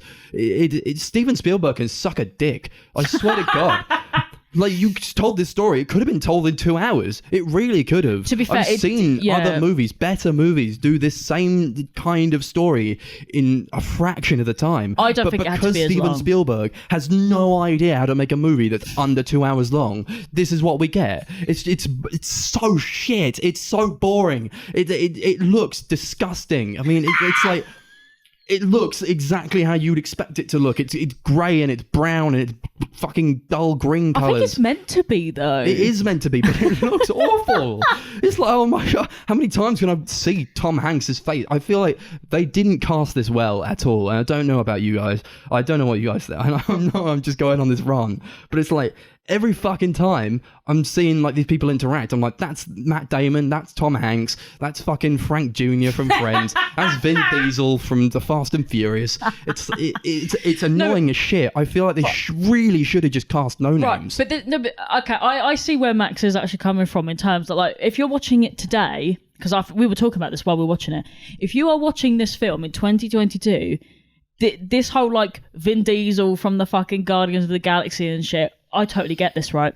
But back in 1998, I don't think Woody was Woody, and I feel like back in the day that would have made more sense. But I see what you mean, because now this film is aged. I get it, it's but not timeless anymore. I can't watch it from that perspective anymore. No, that's what I mean. It's not timeless anymore, because if you had a no name in it or something, it would feel more, I guess, maybe more authentic, because you can just tell it's Tom Hanks. I see where you're coming from. I do. Tom Hanks was huge at the time, so. Oh yeah, he did. Yeah, he doesn't count. He in wasn't this, a no-name. Matt Damon, when they cast him, was a no-name, and then Good Will Hunting came out and made him like an overnight star. So by the time the film came out, he was like a huge guy. Yeah. Well, but like everyone else was like really small, and they became well known after the fact. I think this is kind of the problem we're getting at, though. If they had, maybe if they had just, I don't know, cast someone who never played in another movie ever again, maybe like it would have worked a bit Bryan better. Cranston, he was in this movie. Yeah, no, that's true as well. Look, it's Bryan Cranston. It's Hal from Malcolm in the Middle. Great. Another guy. I don't have a problem with that, though, really. But I see where Max is coming from, because there were points where I was laughing because I was like, oh, it actually just sounds like Woody's talking. But then Tom Hanks never really put in the effort to change his voice anyway. So yeah, when he does, it sucks. Like so there's just no I've seen the trailer for that Elvis movie. He sounds awful. Oh God. Yeah, Tom Hanks is another one I take issue with, which I've addressed before. Go watch our Man with One Red Shoe discussion for that. That film did fucking suck to be. He's been in a lot of shit films, to be honest. Yeah, I won't like drawl on, because I do want to hear what you guys think of it, and especially Chris. But I he think was like tapping his a lot fingers. Of what another thing that like really gets to me about this one, and that I just like can't get on board with, is how overly patriotic it is. Yeah, I think we were talking about that this. is the thing I hate the most we about were it. talking about this. This is America, and America's great, and we fought for freedom, and we're like, it never blurs the lines in the way that really great war movies do, like Come and See, or like I guess a lot of people really like Full Metal Jacket, but it does that as well, and this just doesn't. It starts with a fucking scene of an old guy crying over the American flag, and then it ends with a scene of an old guy crying over the American flag. Oh, me and Max were howling, like, by the way. Why did you start this movie like that? The end shot is a picture of the American flag rippling in the wind, and that's how it ends. Oh, me and Max were literally in tears. We were laughing so much. It's so stupid. I think there are a lot of things in this film that were like, I think me and Max were going for the words emotionally manipulative when it comes to the patriotic stuff. Like, oh, American people are going to watch that and be like, God, we did so much for them. Just like a bunch of white people as well. It's like, oh, great. Vin Diesel was like the only man of any descent or something, and he just died. He died without saying anything as well. Yeah, I didn't even realise he died, and then he just goes, oh, look, here's his letter to his dad. I mean, to be fair, you do have to remember that back then, it was like only white people in America were allowed to fight in wars and stuff. Oh, really? Oh, actually, maybe that makes sense. Then what's Vin Diesel doing? I mean, fine, but there wasn't anyone of any colour besides like Vin Diesel. Yeah, because they're all American. I guess if you're gonna be like, if we're gonna go that way, then why is Vin Diesel in the film? You know, if we're gonna go this way, you have to have your oh my fucking God. Yeah, no. Do you know what? I don't really have many gripes with this film, but the patriotic stuff is really, really bad. The scene where they're like walking through like this field, and one of the like army officers is like questioning the whole mission, and Tom Hanks just kind of like shrugs off and is kind of like, because it's our duty to do this shit, even if we don't agree with it. Fubar. Yeah. And I do wish they kind of like maybe went into that a bit more. Mm-hmm. I feel like they kind of do towards the end, but then it's all for nothing because Tom Hanks gets blasted and dies anyway. So it's like, oh, okay. So it's like another scene where someone's like, "We've all got mothers. Why should we die to save this one person?" That's what I mean. Why is he so special? What That's makes fine. Matt They do a Damon lot of so like great? saying that. It's like, why? I don't care about this Ryan guy either, but I'm gonna do it because I want to see my wife. And I'm like, you could have just done something a bit more with that. But it's just like people asking why they're doing it, and then it never resolves, and then they save him. Great. Yeah. And then Matt Damon's like, well, I'll do my best to live up to you, Tom Hanks. You were awesome. Thanks for saving me. And that's it. And then at the end, he's like, I hope I did you proud, Tom Hanks. And we're like, what did he do, though? No, I think, yeah, because you obviously don't know anything about his life or anything. But like, I think one of the worst things that also made me howl with laughter. I don't even know if Max was even like paying attention at that point, but I couldn't stop laughing at the way they not de-aged, the other way around. They aged Matt Damon, and it was like the fucking funniest thing I've ever seen. And then obviously, the American flag thing happened, and I was in tears. I was just like, this is too much. He morphs into the old man, it's like so funny. The black and white music video from Michael Jackson. So funny. I mean, I totally see where they're coming from, because, you know, they want to be like, oh, look, and now it's back to the beginning again. But I was like, oh my God, it's like awful. I was just trying to take some kind of message from the movie, though.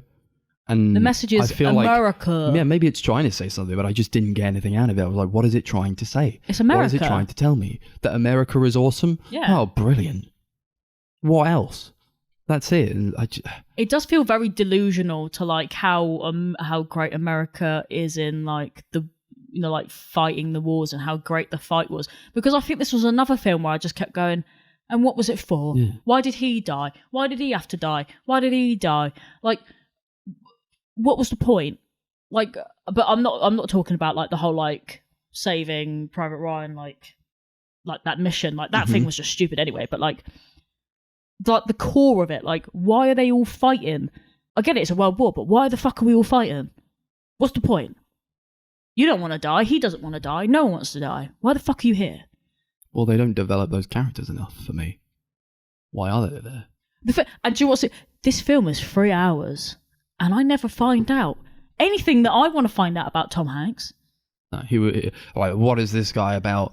And like, it's all this whole thing where it's like, well, we got a poll going. We got a poll on like what Tom Hanks does, or like what he used to be. And then at the end, it's just like, oh, and I was a teacher. Okay. Yeah. Oh, and there was a bit where Matt Damon's talking about like this really nice story that he's got about like, well, I say nice, it's like stupid and funny, but like about like his brothers before they all went to wherever they went.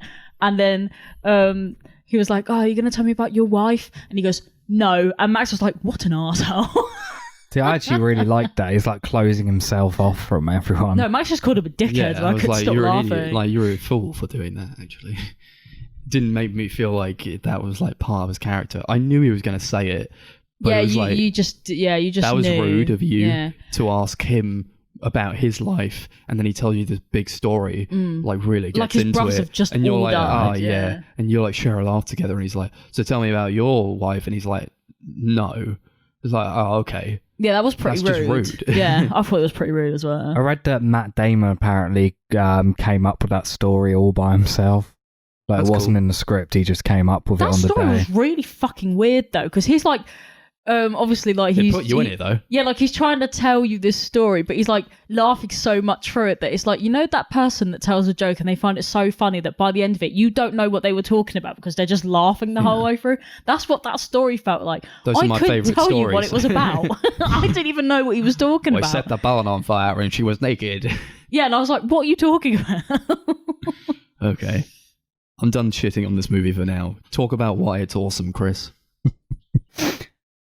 I'm just trying to like think of where to start, really. Yeah. Well, I don't okay, want to be how- like, right. oh, this sucked, and then like, because it's happened before where like we've talked about a movie. Yeah. What was it, that dancing movie that you recommended? Yeah. And then Yeah, we and then we danced, and then danced. like we just shat on it for about half an hour, and then we were Yeah. like, but Chris liked it. What did you like about it? And he's like, I I don't don't know anymore. No, I mean, I think the easiest place to start was this conflicting bit between me and Max weren't too keen on the beaches of Normandy, but Chris really liked the beaches of Normandy. So how about you start there? That's like my favourite bit in the movie. Yeah. It's like the opening action sequence, them going onto the Omaha beach bit. That was like the main thing I remembered from the movie. Do you know what I think annoyed me the most, though? though? Not about the movie, but about Chris, right? Because he picked this movie and he went, I only really picked it because I wanted to watch that scene again. It's at the beginning, bro. You could have just started the film and then stopped it 20 minutes in. Yeah. Yeah, but you didn't do that, did you?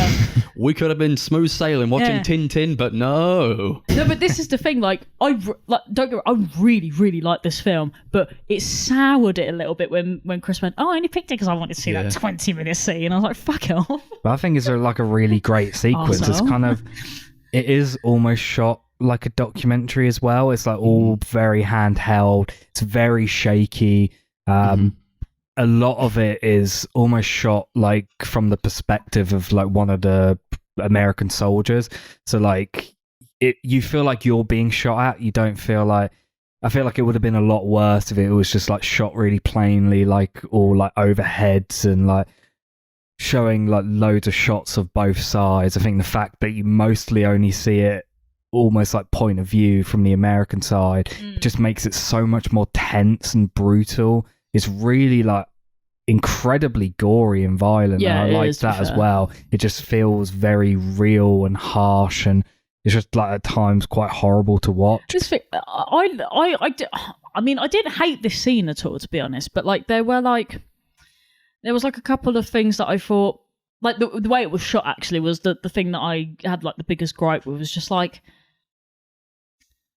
it was just like, I didn't like, like the scenes where like we're supposed to be watching it from like a point of view of somebody, but then at some point it randomly turns into, this is how Tom Hanks is feeling, and I'm like, I'm not Tom Hanks. I don't know why I'm in this perspective.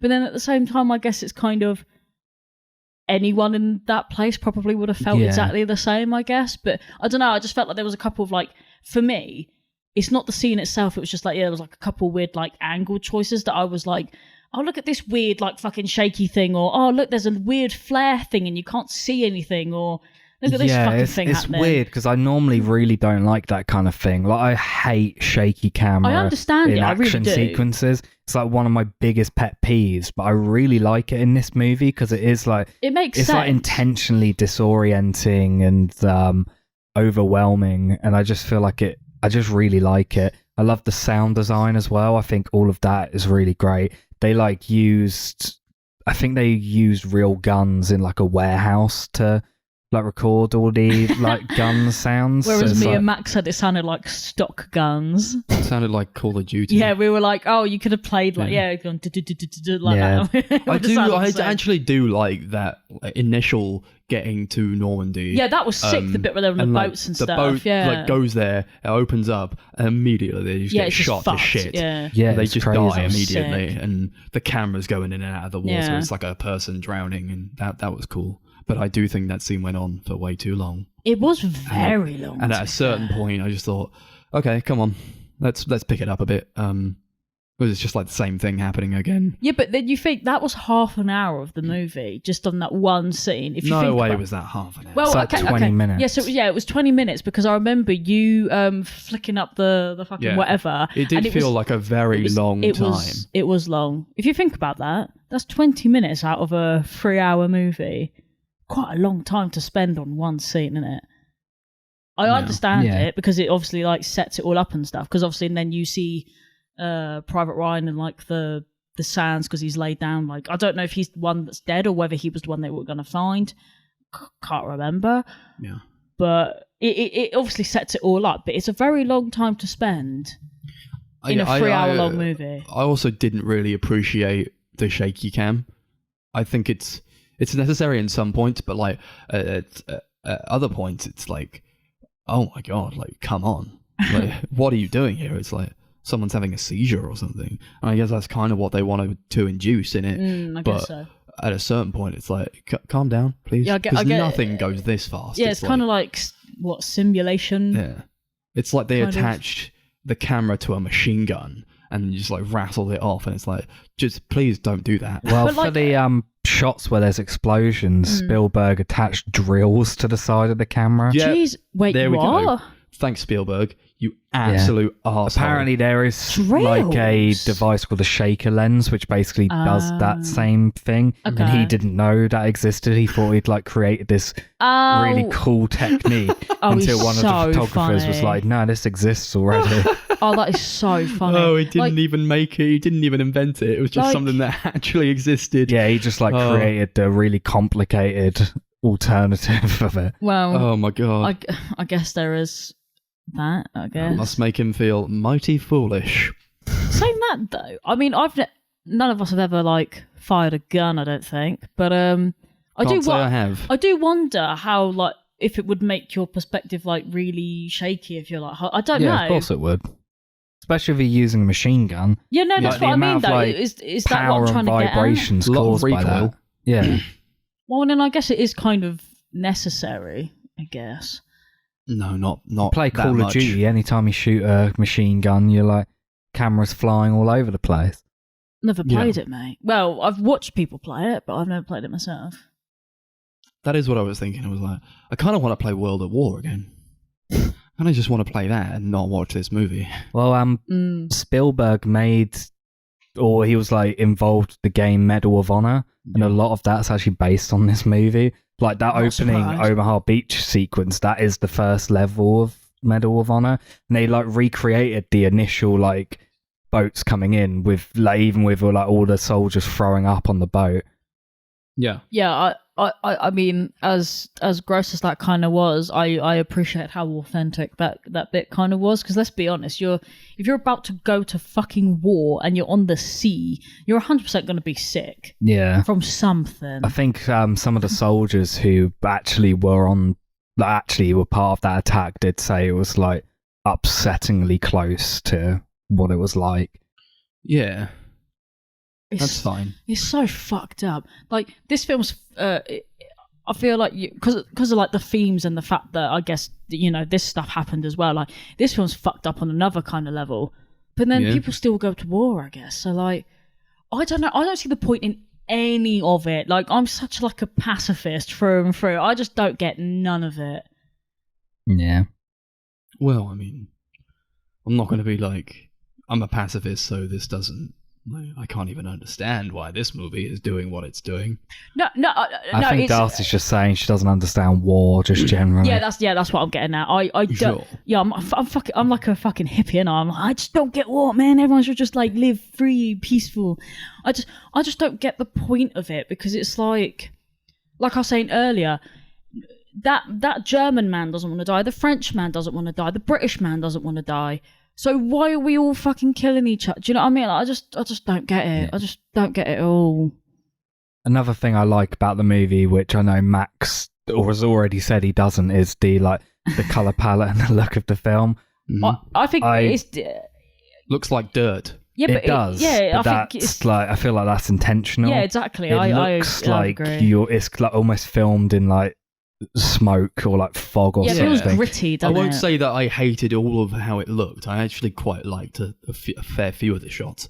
But like, why do I want to look at 3 hours worth of dirt? Because Yeah. it's dirty. Like they don't get to wash. They're in the fucking Yeah, I mean, war. I don't think it's like it's not a movie you look at and you're like, oh, this looks beautiful. But I don't think it's trying to be Actually, no. That bit where Tom Hanks goes, "Ah, yes, what a view indeed," and it's just like a sea of red, and everyone's like dead or like decapitated and shit. And I was like, "What the fuck is he talking about?" But that's also another thing that films after this did heavily, like that same sort of colour palette. I feel like every war movie that came out afterwards did like try to copy that, and I don't really like it in anything other than this. I mean, I do understand it because obviously, you want it to be like kind of dirty looking. But why does it have to be like? Yeah, why does it have to be the only color palette of any war movie ever? Look at all these desaturated browns. Don't you like that? Don't you like a brown movie? Brown and green. I love And yellow. I love one of those brown movies. Yeah, there's like a lot thanks. of brown and grey. Grey was like a huge colour in it. Yeah, it's very like drab in it. It's But I guess that's also like a psychological thing, isn't it? You're watching it and you go, I guess. oh God, this is so like, who? Nah, because I was never like, oh man, they're really in it now. It's like, oh yeah, I'm watching Woody from Toy Story. Just like say that he's a school teacher. I'm watching fucking Eddie from Friends be like, I'm from New York and I'm a Jew. Okay, these people they have no. He was in it. Adam Goldberg. Yeah. I kept saying like his only personality trait is to go up to people and be like, I'm Jewish. It was a big thing. He was like all those Nazis that they captured. He like goes up to them and he's like, Juden. Look at it. I mean, he was like, look, I'm a Jew. He's like, okay. What was that for? Yeah, Like, why did you do that? Yeah, because wasn't this? I don't understand. I get it, but like, why? I really like the character of Upham, that the guy who. Who the fuck is that? He's The the guy he's who- the Oh my pussy God. guy who's like, I can't Yeah, kill the pussy. nobody. That's why I like him, because I he's like. hate him. I hate him so much. There's that sequence He's where such a they pussy. there's a German soldier that kills one of their men, Mhm. and they like go to kill that guy like in revenge, and What, and he Upham's has a like the one cigarette who's with him? like refuses to kill him and like starts chatting to him and like. No, I And then, didn't like later on, him. he goes up like this flight of stairs where there's like a German soldier killing one of the other guys, and he's like too afraid to go up there. And then the German soldier sees him on the stairs and just walks straight past him. Yeah. I really loved that scene. I don't like him. I don't like him. And the thing is, I really wanted to, because he came across to me as like, you know, like the underdog that's like, oh, he's gonna be like shaky at first because he's never been in the war. He's an interpreter, all this kind of shit, right? And then it's just insufferable. Like, he could have saved his friends. He could have done anything, but he's just like, oh no. Yeah, I don't but want to that's what shoot I like nobody. about him. He's like, he shouldn't be there. He's like a cat out of water. He's like in the wrong place. He's like a But- cat out of water. I've never heard Chris ever say that, and I don't think I'll ever hear him say that again. Can you say that again for us? Don't you mean isn't it supposed to be a fish out of water? Yeah. Look, I don't know why I said a cat. Well, I cats like aren't that meant to be in scene. water either. Let's be real. I like the scene where he's like too afraid to go and help his friend because, like, you know, who the fuck would be? Who would be like, and now I'm the hero? You're just placed in this war. You've had no training for it. He has really no training. They're like, have you ever fired a gun? Did you fire a gun in basic training? He was like, yeah, a bit. And they're like, okay, go ahead then. And he's like placed in this situation. Fucking put any of us in that situation. We'd do Well, the exact same thing. Of course we wouldn't help. We'd be scared shitless. Well, yeah, you would be, but like, I swear, like, would he not have had like that whole, what's the thing, like, obviously he walked past him, so like it never actually happened, but like, if you're facing a situation where it's kill or be killed, are you not going to go in there when he's not looking and shoot the shit out of him?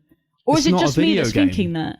It's not a video game. No, but I mean, would Yeah, you? I No, mean, When if you're you- faced with like life or death, and like there's a chance that like actually you could just exit this mortal plane, you're gonna go up to the guy who's like stabbing your friend, who absolutely has a gun or maybe another knife, and like try to shoot him. You don't know where they are. No. It felt Yeah, very but real when on he's that on the level. Yeah, it stairs, did. he So could I have killed him. appreciate that he was just kind of frozen. I feel like a Yeah. lot of people would just freeze in that moment. You don't Whatever, know I how didn't you're going like to him. react in that situation. Some people may like suddenly have all this like adrenaline and like run up screaming and like save the day, but most people will probably be like petrified and paralyzed from fear. I Yeah. don't know. I just didn't That's like it. him. Didn't Look, gel with him. That was the only part about his character that I thought, yeah, that's all right. But the rest of the time, I thought he was an absolute bitch. He was just so annoying. That's what it was. I don't even think what he did at that moment was even that bad, because you guys are probably right. But because I didn't like him and he was annoying, I'm just like, oh, you're annoying me even more because you're not doing anything, and it just annoyed me so much. I mean, one part that got to me was when they capture that Nazi, and he's like, "Sir, are you just going to let them kill him?" And it's like, he's a Nazi. Yeah, just kill him. Like, it's cool, I get it, man. like, oh, peace and love and all that, and Yeah. respect your fellow human beings, but he's a Nazi. He'll kill you first. And it's Tom Hanks was like, oh, you can help him dig the graves then. And he's like, what is happening? What's happening to my this is not my America. This is not the America I know. And it's like, I wish they'd play with that a little bit to be like, And these guys are actually kind of dickheads also, because of course they were. Of course these Americans were cunts. Everyone was a who went to dickhead. war was a dickhead. They had to be, though, didn't they? It's like preservation or whatever. I just hate movies that go like, here's like the Nazis were bad and we were great, actually. This is what I mean by the whole like, when you're displaying like Americans being so great and like, I don't know, the Germans being like such bitches. Like, what was it like when he's digging that grave and he's like, I like America. I like Betty Boop. And I'm like, oh, stop this, please. It's just awful.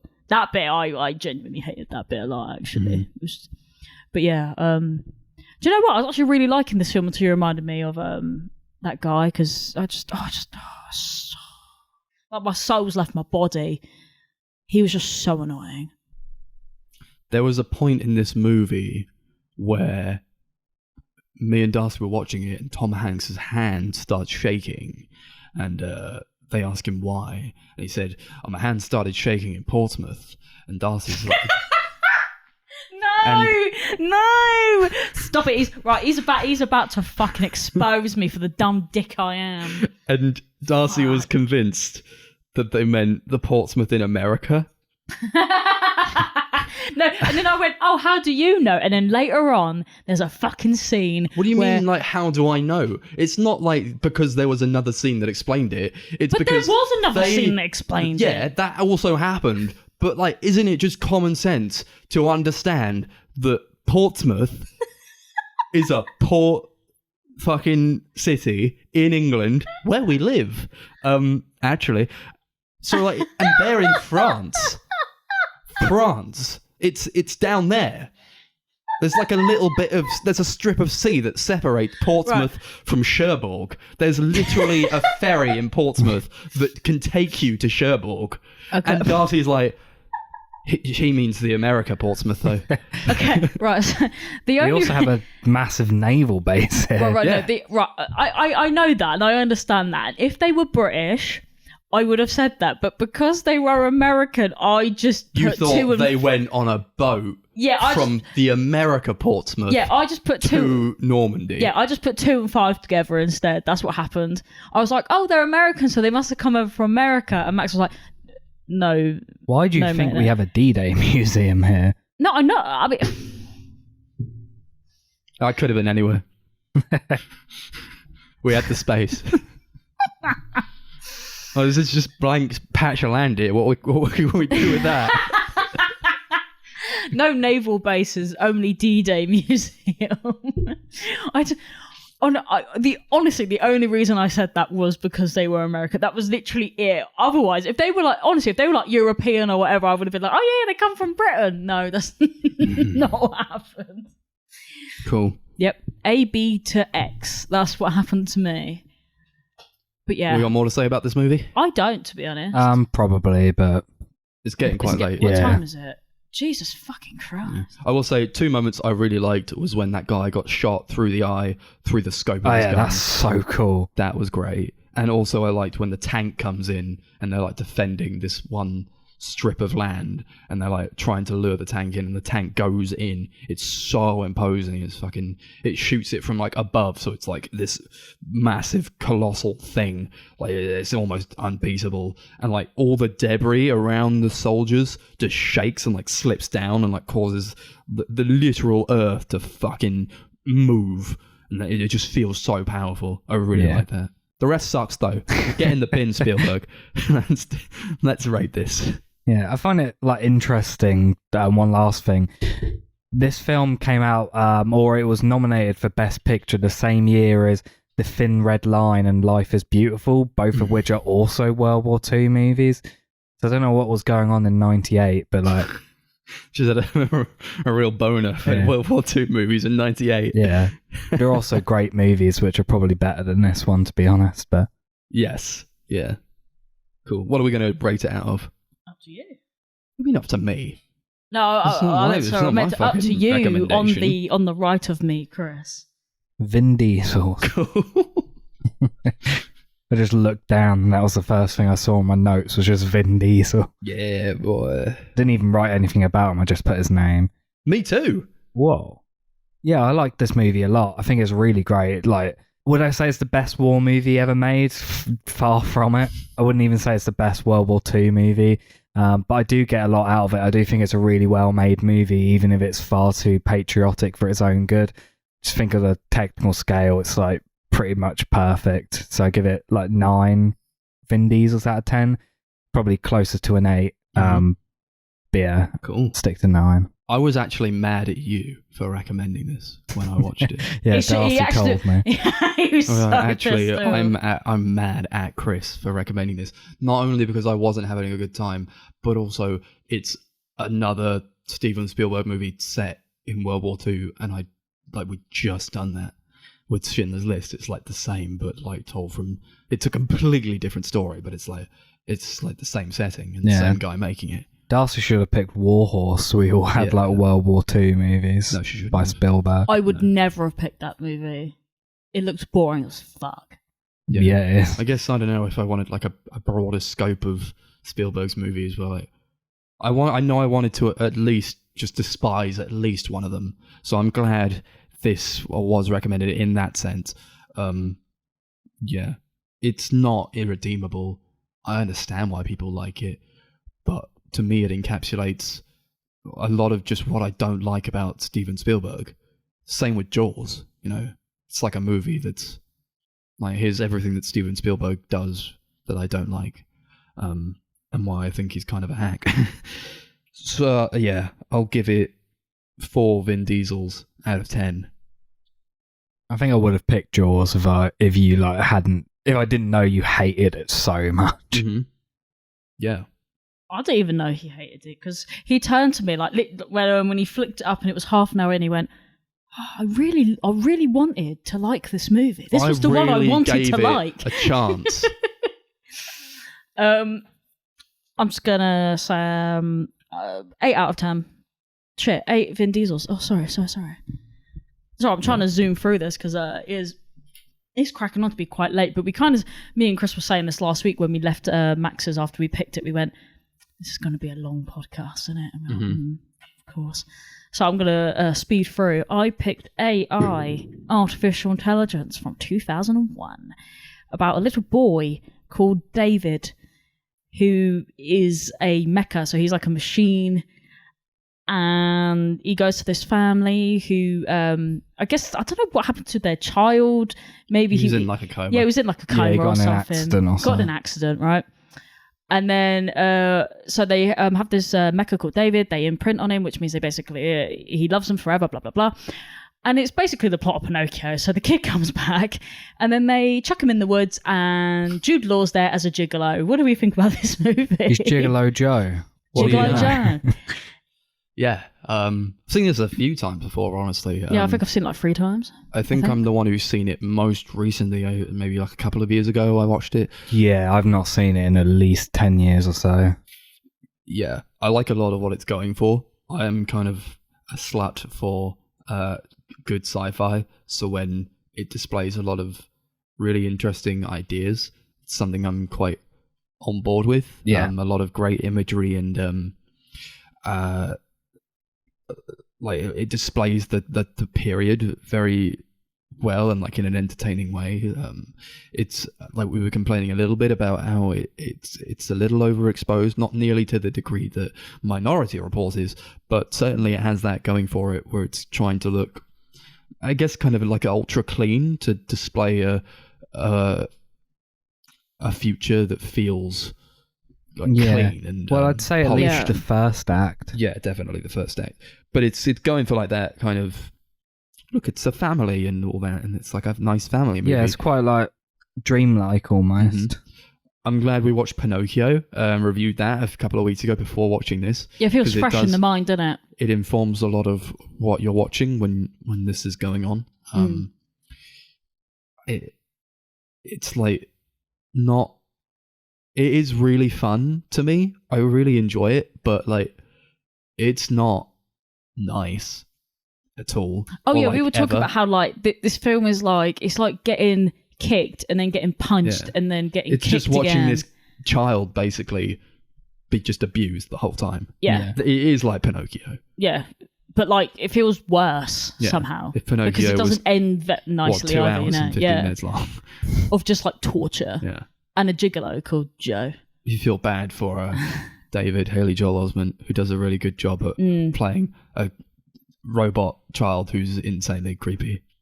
Yeah, he's great. This whole film is just nightmare fuel. Like there were parts where I was like, I don't normally like squirm, but I was literally like, Max, this film needs to get in the bin. I was like moving my hands and legs. Like I don't normally do You just that. thought this is like a kid's movie, or it's like a 12 rated movie, is it That's not? horrible.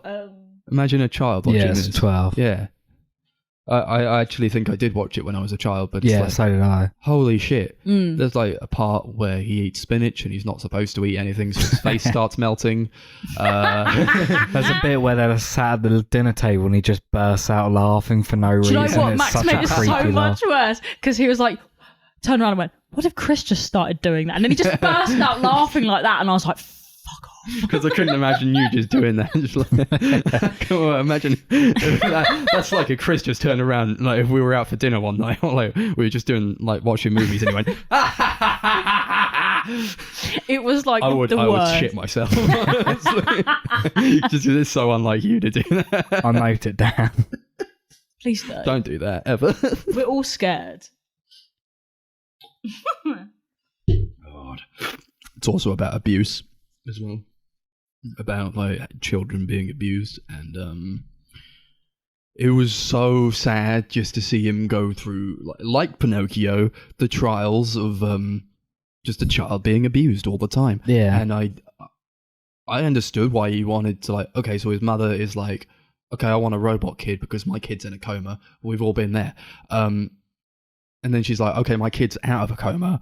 Now to dump my robot child in a forest. And then She he's like, sucked, to be fair. and then David's like, that was a bit weird. I guess I'll go on an adventure with Jude Law and find my mother. And I really want to go back to my mother. And I understand like the innate need for that in a child, and that's why it's so upsetting to me. It's Because, more like, that he wants to go back to her. He wants to make her love him. Yeah.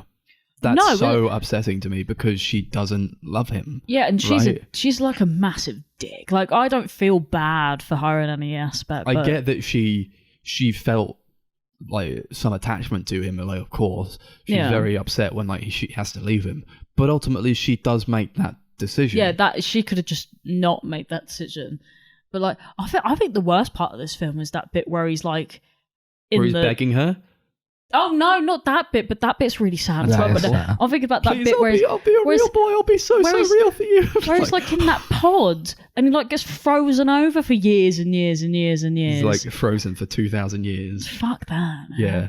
Gets found by the aliens from Close Encounter. I didn't even realise that was a thing because I've not seen it. But Was that them? apparently Yeah. they're like based Well, on the they're same like aliens. robot Yeah, they were versions, robots. but they're like it's the same design of Yeah, them. yeah. This is better than that. In terms of like what it shows of its sci-fi nature. 'Cause it's Yeah. always like, it's just always in it, you know. Although there were aspects that felt very Spy Kids 3D. Oh, sure, yeah. I mean, it's not without its, you know. But it is 2001 in it, so I guess, but a lot of it was actually really interesting and like yeah, it was pretty looked cool. really good to me. There was like that hot air balloon, but it was shaped like the moon. Oh yeah, That was yeah. awesome. Yeah, with that was so cool. Brendan Gleeson coming in, Oh, yeah. riding a moon balloon. Yeah, that And, was cool. Yeah. I really enjoyed like him going through the forest, and then like there's this big truck that dumps a bunch of spare parts from robots, and then all the robots that have been abandoned fucking run out from the forest and like Yeah, they're sort of start scrambling. replacing their parts with these robot parts, and that looked really good. Yeah, that was Still. so cool. There's a lot Then- of stuff like the CG is like it's aged pretty well, I think. Yeah, I think a lot of it looks like genuinely incredible. It's only really when they get to like the like destroyed version of Manhattan later on, where it's all like flooded and all underwater, that the CGI very much looks this age. Yeah. Although I did like when they went to Manhattan and it was all underwater. I was like, Yeah. this is just cool. And I understand like it's a 2001 movie. It can't be like all perfect, but I understand what they were going for. I wouldn't say it's bad CGI. I like what they're going for, even if it doesn't look amazing. Like the designs, I can't fault at all. It's more just the execution because of how it's aged. Yeah, definitely. I like when, like, right at the beginning, when they're kind of introducing AI and all the robots, and they're like, here's this girl, stand up for me, will you? And you like, her face opens, and like it's a robot face. Yeah. He like takes a cube out of her face. Oh yeah, like he touched the top of her mouth, and it's like, why would you put it puts there? his finger in her mouth. And I was like, you did that on purpose. You put that button there on purpose. Yeah, that was weird. Could have been like a touchpad on her finger or something. You wanted to put your finger in her mouth, so you could take this box out of her head. And like, that's what I want. I was as like a sci-fi kind of geeky guy who really likes really interesting sci-fi. I just want more boxes taken out of robots' heads in movies. That's something I feel I need from movies. I think one of the things I find the most interesting is just like the making of the movie, like the genesis of it, because it was the idea and story and everything was originally created by Stanley Kubrick. It was like his passion project. It was like he wrote everything, he planned everything, designed loads of shit. And he always wanted Spielberg to make the movie because he didn't think he could handle like the heart stuff. He looked at it and was like, this is like exactly the sort of thing Spielberg would make. So he handed it off to him.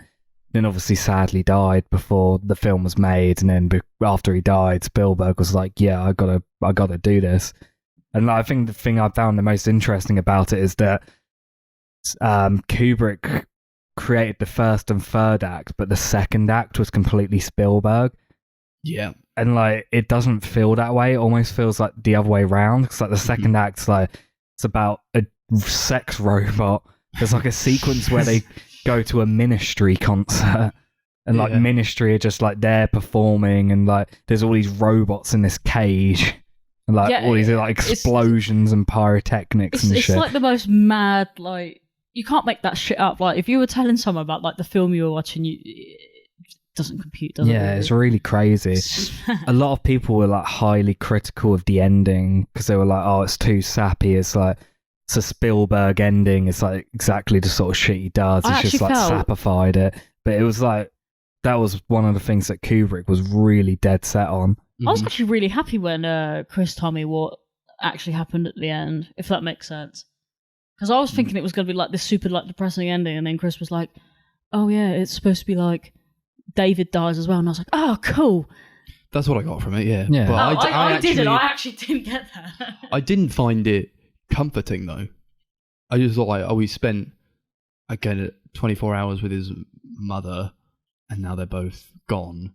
And it's just this sad fucking story of a kid who waited like 2,000 years to find his mother, and like it wasn't even really her. And then he dies. He kind of got what he wanted, even if it was just an illusion of that. I guess. Fair. It would have been better why we got if to he do like this, waited man? there for infinity, just frozen, and never got that. Yeah, no, that's true. They could have not saved probably him. been sadder. Yeah. He just like Perhaps. Well, it just froze ended up. it where it was like, and he was frozen forever and ever. Yeah. And ever. Yeah, that would have been pretty fucking sad. I like the ending. I just don't take the idea of it being a happy one for me. I wouldn't It's say still it's not like a happy, really no. happy ending, but like I do think there's like some sweetness to it. There's definitely a sweetness to it, yeah. It's and then he dies. Okay, great. Oh no. I was more upset about Teddy. What happens to him now? Does he die also? He's just wandering around. He'll make friends with the alien robots. He just sits there waiting for him to wake up, like Seymour Just, like, from prodding him, Futurama. going, David, wake up, David. David, why are you asleep? That's really sad. Please play with me. I really like the first scene where you see David, where he walks in and he's wearing Yeezys. The shoes he's wearing look identical to Yeezys. That. Like fucking looks like man's wearing futuristic Crocs or some bullshit. There's like this new design of Yeezys, and ones that look like honestly, they look baguettes. identical. They look exactly like they're it. fucking They're like all hideous. netted. They're and like they the look most plastic. the most disgusting things I've ever They seen. look like something from Alien. They're crazy. Yeah. Yeah, he says like the most like weirdest line when they're introduced to him. He's like, "I like your floor." Like that's the worst thing to say as a robot child coming into a new home. And come on, barring maybe I don't know, like I can smell you're dying, something like that. It's like soon the robots will take over. Yeah, it's not the way to introduce yourself to a new family, David. I've got to say, I think my least favourite thing about this film is the dialogue. Yeah. There's a good reason why Steven Spielberg doesn't write his own movies. Mm-hmm. He's only written like 2 or 3 movies, and this is one of them, and it just does not really work. Yeah. I'll agree with that. Fucking... No, I do like when the kid comes back from his coma and he's like, "Oh, can you walk on walls, David? Can you do that?" And David's like, "Can you?" Like, fucking, that's baller. That's a baller fucking move. And he's like, "No, I can't do that, David. I'm real." And he gets up and his fucking robot And we leg were like, braces. "You're not real. You're like half machine." They look like they're from Spy Kids or something. Yeah. Why do they need to light up? Yeah. Oh yeah, we were talking about Looks like cool. what would happen if like because it had so many LEDs and he's walking down the street and his like legs just die. Yeah. I think one of the I just actually really don't like the flesh fair sequence, like kind of at all. No. Like it's The name it's Flesh Fair makes me so cringe. overt and like it's so in your face and like really bright and colourful. It's like an assault on the senses. We're like all these like Tron guys on motorbikes, fucking. Oh yeah. Like, is that Yeah, how you they're round literally up? on the Tron bikes. It's the same thing. Yeah. I said that. I was like, that looks like Tron. When they're neon biker Yeah. gear, it's like you capture these robots by like. So you're going through the forest and like you're capturing the robots by like shooting a button onto them that like magnetizes them to the nearest magnet thing. But it's like, how ineffective would that really be? Like, surely. Is it like, can you just like, I don't know, like a net or something? Like some kind of rope to pull these people in? It's like, no, I'll throw a magnetized button onto their bags and then they'll stick to like a surface that's magnetized. It felt really silly. All of that sequence just felt really silly. And also, you know, Jude Law is in this movie. And look, I'm not going to say that I don't like him in the movie. But I do wonder why he's like that. It feels very out of place to me. I don't know. And it does feel like it's like the first act and the third act, they're like that. And they feel like they're made by the same person. And then the second act is all about fucking Gigolo Joe. What do Wait you a minute, know? isn't that a weird thing? I hate the second act. I think it's so bad. Didn't you say that the first and third were done by the same person, the second's not? But yeah, like I said, the first and third act were like entirely Kubrick's idea. It was the second act where Spielberg was just kind of like, so yeah, why, let's so do this. what on earth possessed Well, I don't know if it was like lead? entirely his idea, but like all the stuff with like the sex robots and all of that sort of shit, that things was like his idea. I kind of do understand the sex Yeah. robots. I do get it. But like, who let that beautiful man that is Jude Law look like a fucking Jimmy Neutron, He looks fucking like BDSM? shit. Like, Yeah, he he looks does. like He looks so actual- bad. He looks awful. I was saying to Max, I was like, I've never been so unattracted to this man in my whole life. Yeah. What on earth is this? Darcy kept saying that. It's like, I can't believe they did this to Jude Law. Like, he was like, when he was speaking, I was like, oh my god, he's got such a nice voice. And then you just look at him, you're like, oh, you look disgusting. That is the only part of it that I'm like, okay, it's still Jude Law, and he still has a really sexy voice. He does. But like the rest of it, fucking. The rest of you just is what are you awful. doing? He It looks looks like they painted hair on him.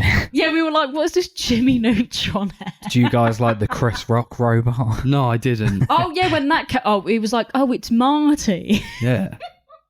Look, it's Marty. Luckily, he's not in it for all that much, but Jesus Christ, does it take you out of Yeah. it? I Yeah, don't for real. really get the usage of Ministry either. Mhm. Like, I know Spielberg picked them because he was a huge fan of the band, Yeah. which in itself I find really humorous. Like the idea of Steven Spielberg sitting down and listening to Ministry. Yeah. Yeah. Yeah, they're really weird. But like, I feel like it just really dates the movie because for I don't me know they're who like they a are. band from like the 80s and 90s, No, it's meant to be this like big futuristic thing. Oh, I don't know why this happened, but I'm pretty sure when they showed that singer wearing like, I don't know, his little skull mask or whatever, I swear I heard Max just go, "Oh fuck you!" Like, but like I don't know what the purpose of that even was. You'd probably like Ministry. They're quite 9 Inch Nailsy, both like industrial like metal bands. Yeah, I mean, a lot of this, a Maybe lot I of what probably would I then. don't like about the movie is in this second act, and it's a kind of a shame. It does feel like a whole different thing, doesn't it? Yeah, it's like it feels very removed, you know, especially this flesh pair part, which I'm just not vibing with at all. It's like, it could probably, you just could have done something different with it, and it would have made it flow a bit better. You got like Robin Williams in this doing like the voice performance for this Dr. No character. Terrible name, which I said fuck you to. It's like just this floating Einstein head, and he's like, I guess we got to find a way to like get them to this place. Yeah. And then like it's this bullshit reveal that like they needed to get David to Manhattan, so like they rigged Dr. No to tell him to go to Manhattan. Oh yeah, that was dumb. And it's like what was your plan here? Like, and then he would go to Manhattan. You didn't know he was going to steal a helicopter from the police. How could you have possibly predicted that? Yeah, they pre-met.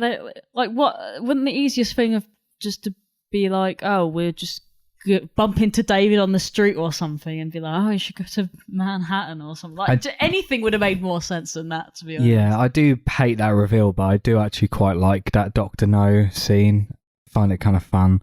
It was okay. It was all right. Yeah, it was. I like Robin Williams. You know, yeah, so. I think that's why I liked sweet, it, because I love that guy.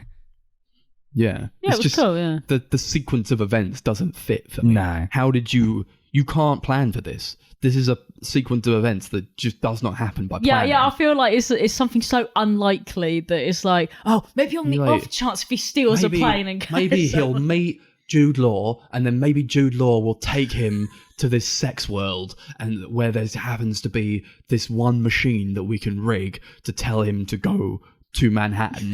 And then like, how's he going to get to Manhattan? Maybe he might just steal a helicopter. He has no idea how to fly this helicopter. I don't know how he does it. He's just a kid, you know. He's like, that's not programmed in. Like when they built the David robot, they were like, and also maybe he can fly helicopters. It's like, that's bullshit. And then he not only does he fly the helicopter, but he also like he maneuvers it in such a way as to save Jude Law and get him out of the police custody. And then like they go to Manhattan. It's like, how did you account for that? What was your plan? Is this it? That's crazy. I really quite liked just in the third act, I think, when they actually go to Manhattan. I do think that's a really interesting place, you know, and I really like that it's all underwater, and like you see like the wasteland we've left the world in, and especially growing a bit more. There's a lot of commentary on like how desolate we leave the world and how global warming is affecting the planet.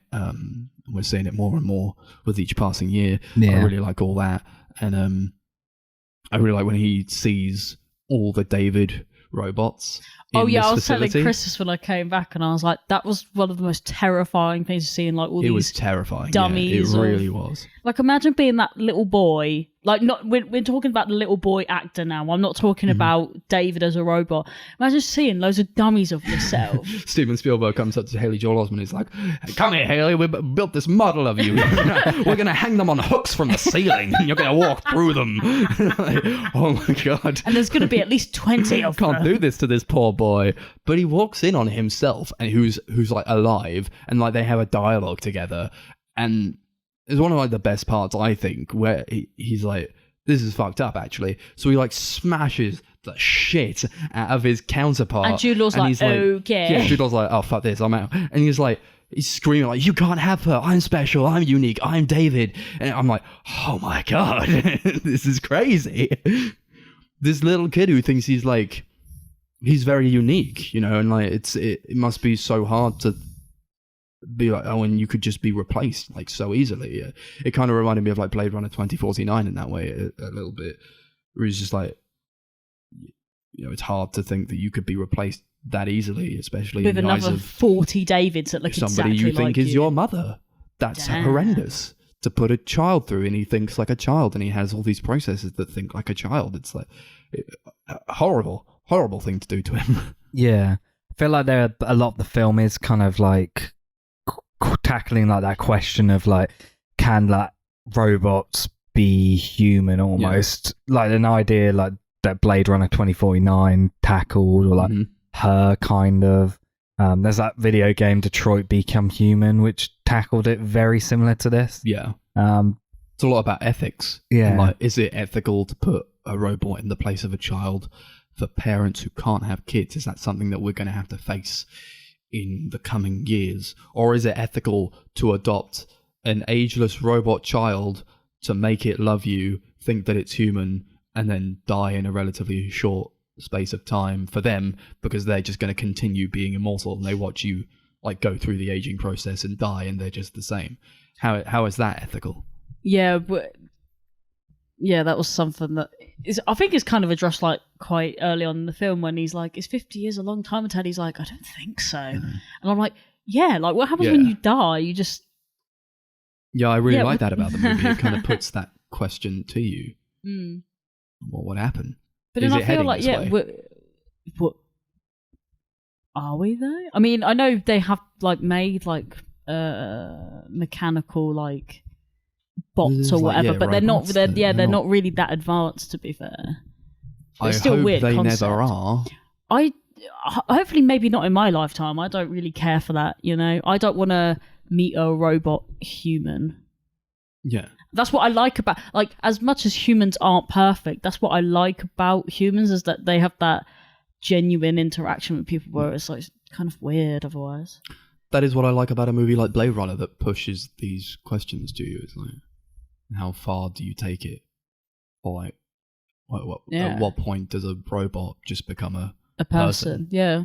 Because at one point you basically are, aren't you? You see the movie through the eyes of David, who is a robot and not a person, but he feels real. He feels like a real boy. Yeah. Like Pinocchio. He goes through all the Pinocchio type shenanigans that he goes through. Ends up in a whale, which I guess is like the blue fairy type character. He thinks he's going to solve all his problems, but then he just gets buried in a bunch of rubble under the sea and like dies for 2,000 years and then wakes up. That's fucked up. It was fucked up when he wakes up and then the blue fairy crumbles before his very eyes. Oh yeah, that was horrifying. Me and Max were like, imagine that. Fuck. Imagine all this time you've been searching for a blue fairy, you find her, and then she just like crumbles to fucking dirt and ash when you've been waiting so long for you just look at her for 2,000 years, and then she just... You get out and she just crumbles. That's like the first thing pieces. you do when you get out. It's like, I guess it's trying to say something about like, dreams don't come true, or like that kind of thing. It's like, don't wish for these things. You get no wishes, you get no magic. This is just like the reality of it. Is there anything that anyone wants to say? I feel like Chris is like, looks like he's just checked out of this whole conversation. No, I was looking through my notes, seeing if there's anything else to bring up. I don't really have. I didn't like when Jude Law left the movie, and I didn't like how they did that. I was such really a throwaway confused. thing to do, wasn't it? It was just like, oh, Jude Law was in this film for quite a significant amount of time. Goodbye. Yeah, they're like, David has to do this thing on his own. How do we get rid of Jude Law? I don't know. Like a helicopter flies over him with a big magnet, and he pulls him up, and he says, "Remember me to the ladies when you grow up." What does that mean, Jude Law? Yeah, I do. Remember me to the ladies when you grow up. Literally makes no sense. No. He's a robot. What do you mean? He can't grow up. And then he just gets pulled by this fucking magnet, and then he's gone forever. Yeah. Maybe it just means if you become a real boy. That's bullshit. Hate it. Yeah, So that's what he wanted. That was his journey, was to become a real boy. Yeah, I don't like the way they did. That was dumb. Yeah. Why does Monica think it's like appropriate to read her kids Pinocchio as well? Does she not know what that book is? Oh yeah, but me and Max were like, what? Here's a story about a little wooden boy, uneducated, a little wooden yes. puppet who really wants to be a real boy, and he goes through all these horrible tribulations. Let's read it to my adopted robot son. Yeah, we were just like, why? Like, have you never read that story before? Like, do you not know? Like, I mean, I get it because obviously they're like, oh yeah, look, the parallels of Pinocchio, blah, blah. But then, yeah, like, she's reading bits of it and he's sitting there like, oh, cool. Yeah. Last thing I'll say about it is that the cars look like shit. Oh yeah, they look terrible. We were saying that they're like the worst things you see. Mm-hmm. Jesus Christ, it looks so ugly. Yeah. The new Tesla car, that's what I imagine like that's fucking like. Elon Musk made a Tron car. Or The something. Tron car. Yeah, it looked awful. Should we go on to ratings? Yeah, sure. Yeah, what should we rate it out of? You tell me, boy. Gigolo Joes. Yay! Okay. Yeah, I like this movie. I'm not a huge fan of it. I definitely think I liked it less than you guys. I don't know if I'd ever watch it again. There's a lot of ideas that I do really like in it, but a lot of the ideas I like I've seen done better in other movies. But yeah, it's not the worst thing ever. I give it like 6 Gigolo Joes out of 10. Gigolo Joe. Yeah, I'll agree. It's not the best thing in the world, and there are movies that do what this does better, and a lot of ideas that have been explored before in other better movies, like Blade Runner, you know. And as far as sci-fi goes, I think it's a good one, you know. It's just not amazing, and I do wish that Kubrick had kind of lived long enough to make what he wanted to make, and I think we would have gotten a vastly different movie. Even if it did start and end in kind of the same way, I feel like you'd probably get a bit more from it. I'll give it 7 Gigolo Joes out of 10. I'd give a lot of Steven Spielberg movies a 7. I just think, like, yeah, that was pretty good. It's actually all right, but it's like it's not the best thing in the world, is it? Hardly. No. Well, yeah, hardly anything I've seen anyway. Yeah, I'm gonna give it also a 7 Gigolo Joes out of 10. Could have been better if Jude Law didn't look like Jimmy Neutron.